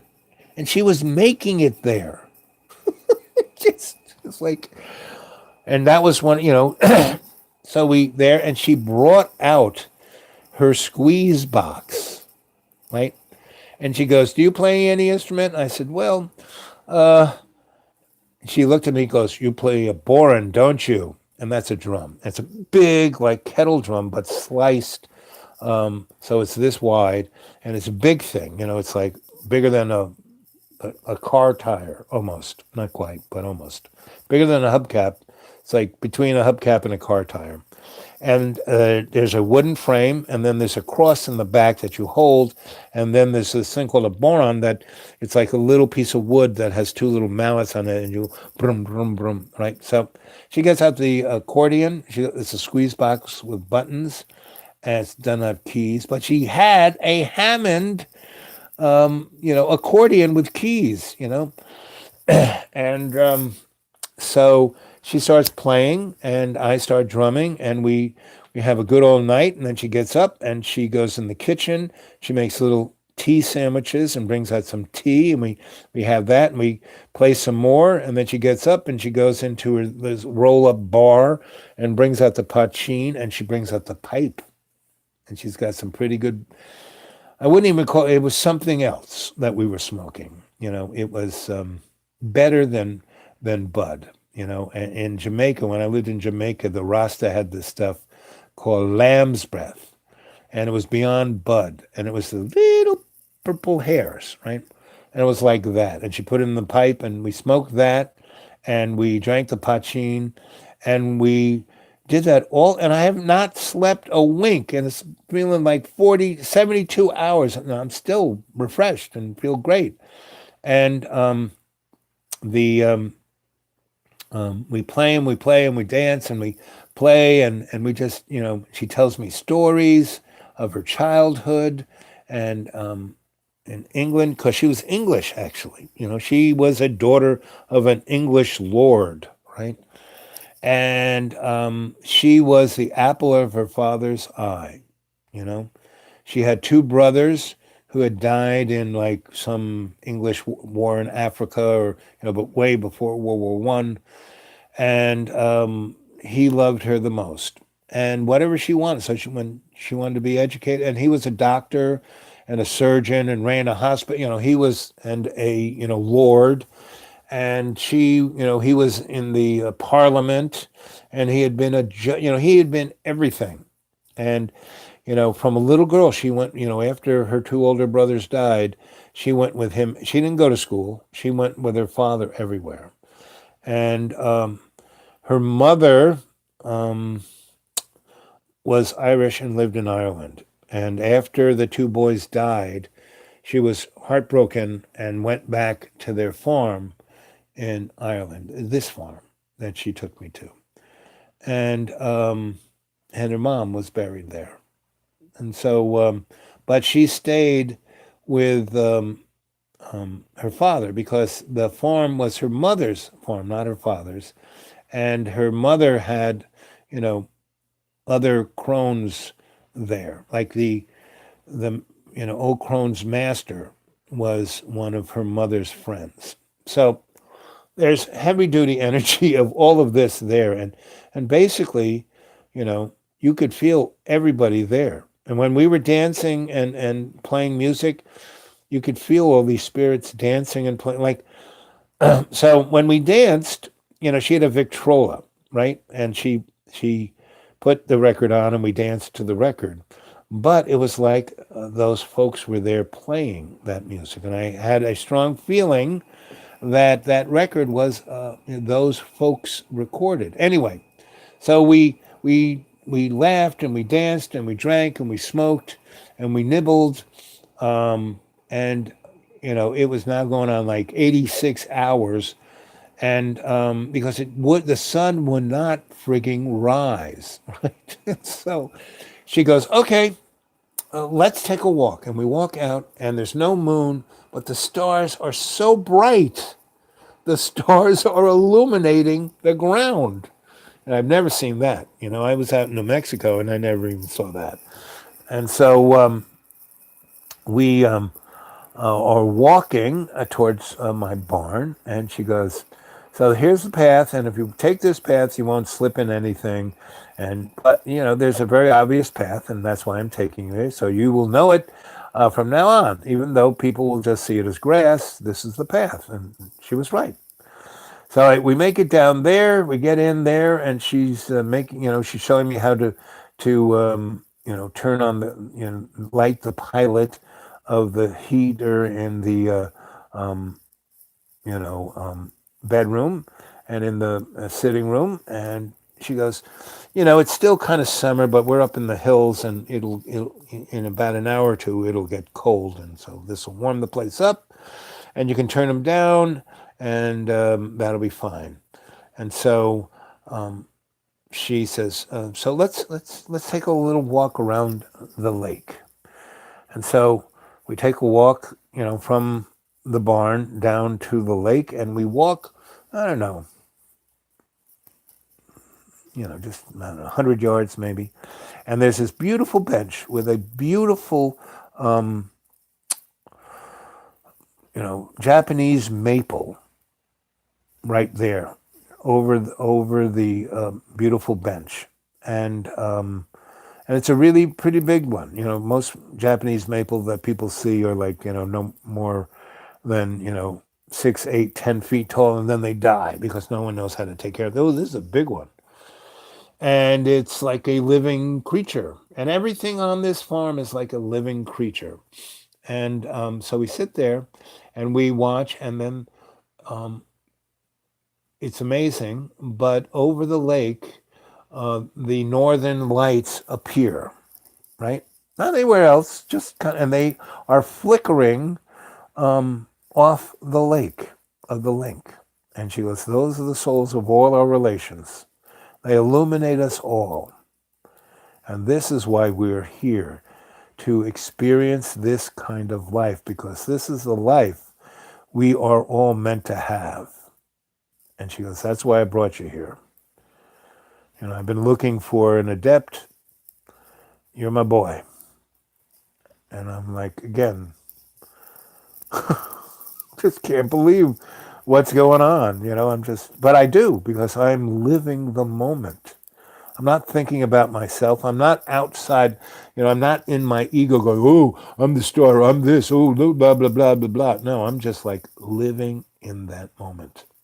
And I'm experiencing the fact that I am not in my meat puppet head, but I am in my, I've already been shown by a number of people, you're in Ireland, how to go into my Akashic record. And I am conscious in the material world, but, her farm isn't quite the material world, especially going through that deep forest. I'm like, yeah. I mean, I think I said something a little more appropriate than yeah, but I probably didn't. And then she goes, you're just so cute. And she kissed me on the cheek and said, here, help an old lady up. And I just kind of put my hand up, and she's no old lady. And she got up, and then she put her arm around my arm, and she goes, now we're going to go over to the tree of life. And so she walks me over there, and she shows me, she goes, and your superconscious mind, you have your sanctuary of your own choosing, and there are those 9 doors in your Akashic record, and you haven't gone through any of them. And then she goes, but I'm going to show you something. So she makes a little crack in the root of the tree, just like we did. And she goes, look down there. And I could see this goldy like fire and kind of bubbly thing going on. And she goes, I will show you how to transition from dimension to dimension. And they have, in the old days of Newton, they understood this as ether. Today, Einstein has kind of taken a wrong turn looking for the unified field theory, and that's not quite what it is. It's something else. It's dimensions. And between these dimensions, there is the creative force of love's co-creation that is furnished brighter than any sun. And you will see, and that is what Nikola Tesla did in Colorado Springs. So she knows all of this, and she's going on and on and on about all of this. Fruits of the love, joy, peace, patience, kindness, goodness, faithfulness.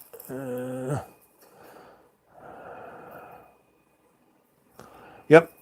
Been just giving the real story, the full story of the old crone. And that's why it's 3 hours and 40 minutes. Oh, look, it stopped. Time has stopped. Okay, it started up again. 39, 21 seconds. So she shows me that little crag in time and space. And she goes, we have a lot to go over. So it's time for you to go to bed. So, you know, take me to the path, and then you can go back to the your barn, your apartment. So we walk, we saunter, you know, around the tree, past the lake, up past the animal barn, and by this time, all the animals are in their apartments. She goes in and like wishes them all good night, and they all kind of go okay, and we, you know, I take her to where the path goes up to her farmhouse, and I turn around and I walk down, and I don't keep my eye on the ball. And she's walking towards the house, and I hear her say, "Keep your eye on the ball." And as soon as she says that, I slip in a cow pie and do like a triple somersault and land in mud. And she kind of giggles and goes in. And I think that's a good place to stop for the evening, since it's 3 hours and 40 minutes and 40 seconds. Excellent place to stop. So this is a new series, and I have about 6 more tales of the old crone from this point on. 6 more, just like this one, right? And you might tell each other, so I don't have to repeat this, you know, then it would take us 6 hours for the next time we do this. But, Ink, I will have those photos to show you, right? I know they're right over there, but I'd have to like turn all the lights on and dig through everything to find them. But they're right over there, and I will dig them out. And tomorrow I will like put them up in front of the camera, and you will see, because I already know, Ink, you know where this place is. You know, we just went there in our Akashic record. So let us count from 3, and your conscious mind is totally focused on your breath. 2, you're walking from the sanctuary of your own choosing into your library, and your guides have come with you, and they're paddling over the bridge like puppy dogs, and they're so happy. They had so much fun.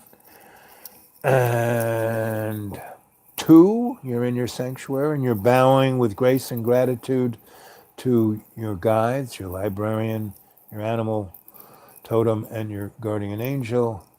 And then you bow once again with grace, and you walk out of your library, and you're surrounded by the white light and your imaginary mirror. And I'm going to say 1 3 times, and then I'm going to snap my fingers. You're going to be right back in your avatar, in your home, in your place where you are. And you will have just had the most amazing journey. And you will remember this. And tonight, when you go to sleep, the added attraction is you will be able to dream about this consciously. You will be able to go into the tea room and talk to the tea maiden. You will be able to go into, and you will see the old crone, and she will take you in her Jaguar up to her farm, and you can talk to her about things you want to talk to her about. And that is the beauty of the Akashic record and dream time and being in dreamy dreamland. See it clearly.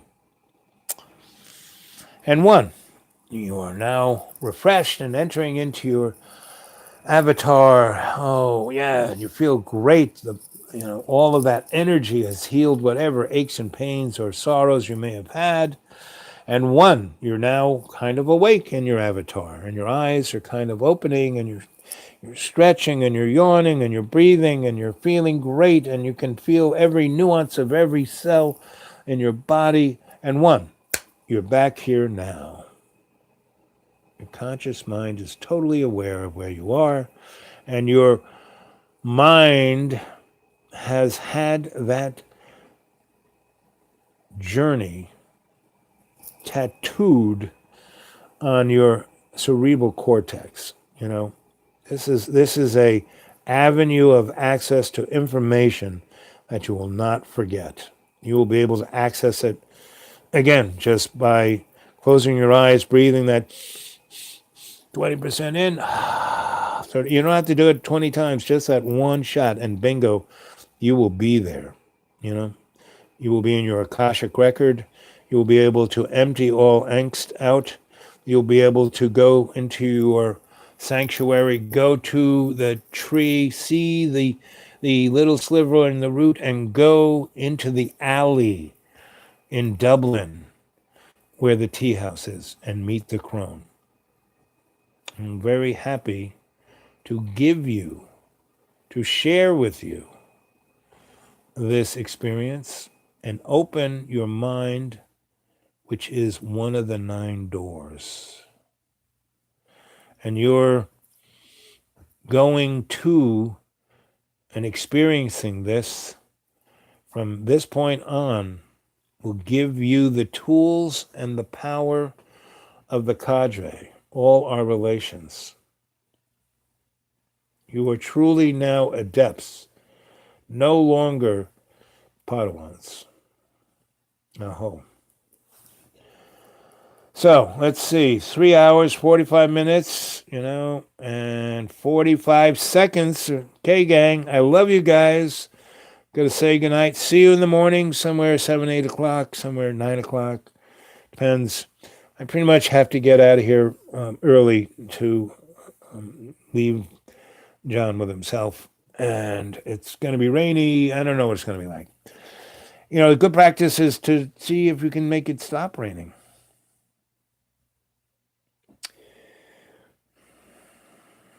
Let's see. What have you guys been saying here?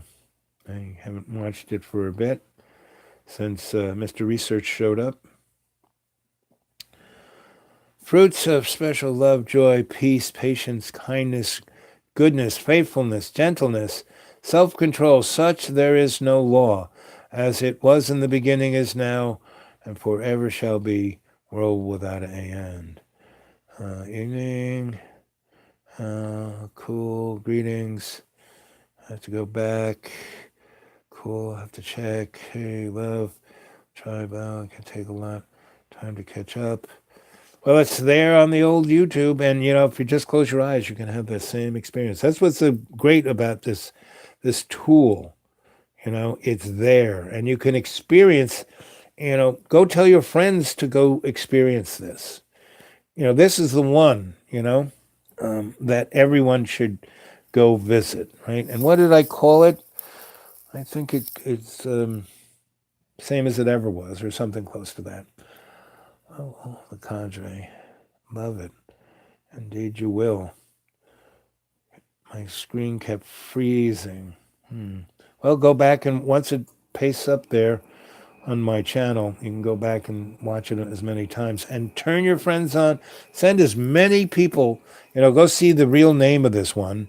And, the date, what is it? January 3rd, I think. Yes, maybe the 4th. Who knows? I'm losing the days. Anyway, this is one that should go down in the annals of Sensei Albob history, and so of dreamy dreamland history.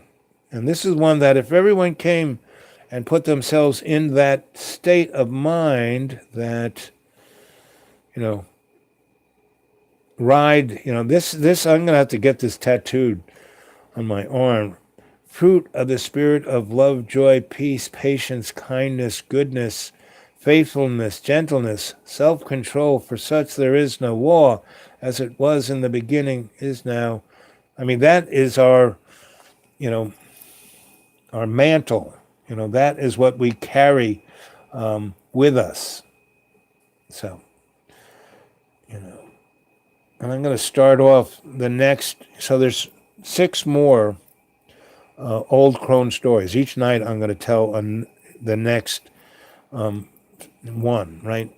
And I'm going to start it off with this, because you couldn't get a better shamanic prayer than that, And I thank you, Ride. It's a great blessing that you gave us here tonight with this prayer.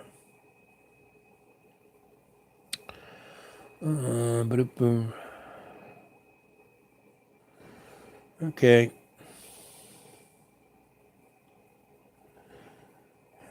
So everyone can still hear me. This should be the whole kit and caboodle. You know. So let's all pray right now. We will end here at 50-50. Let us pray that this dreamy dreamland will go up in its entirety on the channel, that there won't be any stuck anything, right?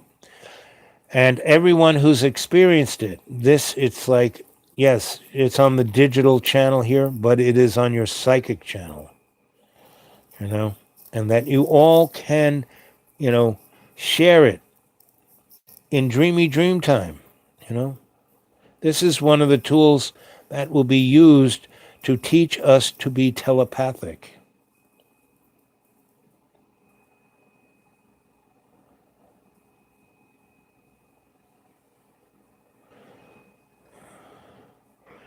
Dragons, I am a dragon. You're having experience with a dragon right here. That's me. That's my Chinese astrological sign. Is the dragon. So yes, you're having experience with dragon right here.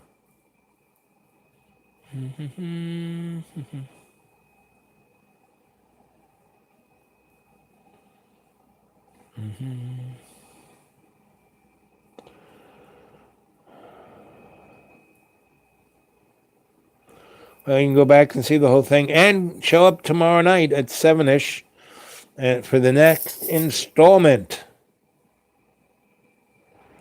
I'm glad I found you too, Fletcher.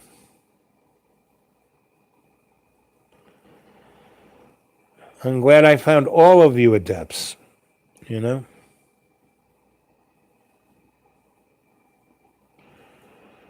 Dragon Master Sensei, that's me.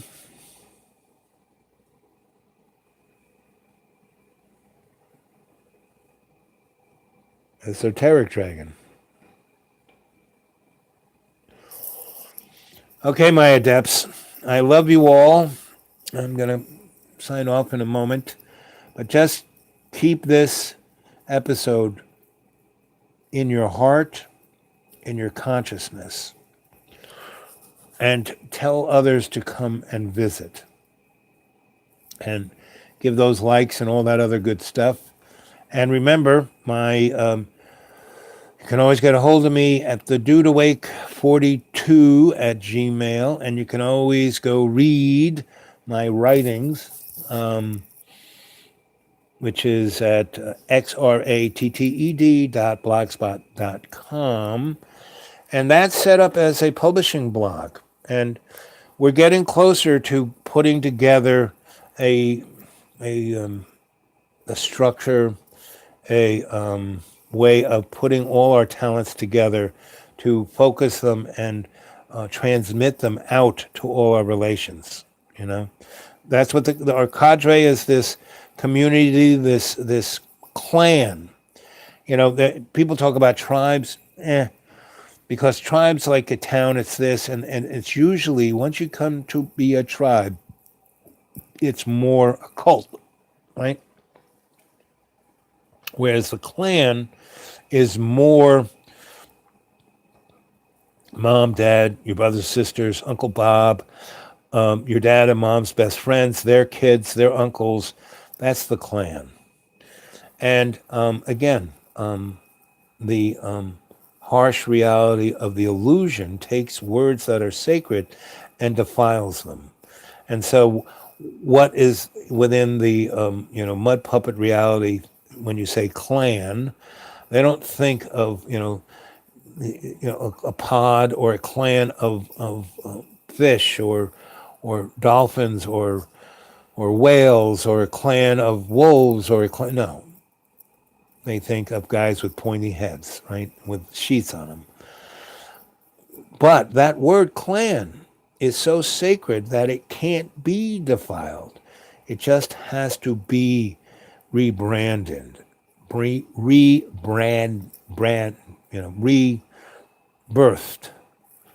And that's what we're going to do. People will remember the word clan for not guys with sheets over their heads, but for fellowship and everything what our adept said, our member of our clan. So, our Father who art in heaven, hallowed be thy name. Thy kingdom come, thy will be done on earth as in heaven. Give us this day our daily bread, and forgive us our trespasses as we forgive those who trespass against us.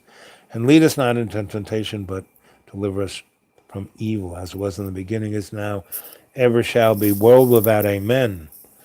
Hail Mary, full of grace, the Lord is with thee. Blessed art thou amongst women, and blessed is the fruit of thy womb, Jesus. Mother God, pray for our present and our forward movement into bringing all our relations into love's co-creations. See it now. Feel it now. I love you guys. I'll see you tomorrow morning.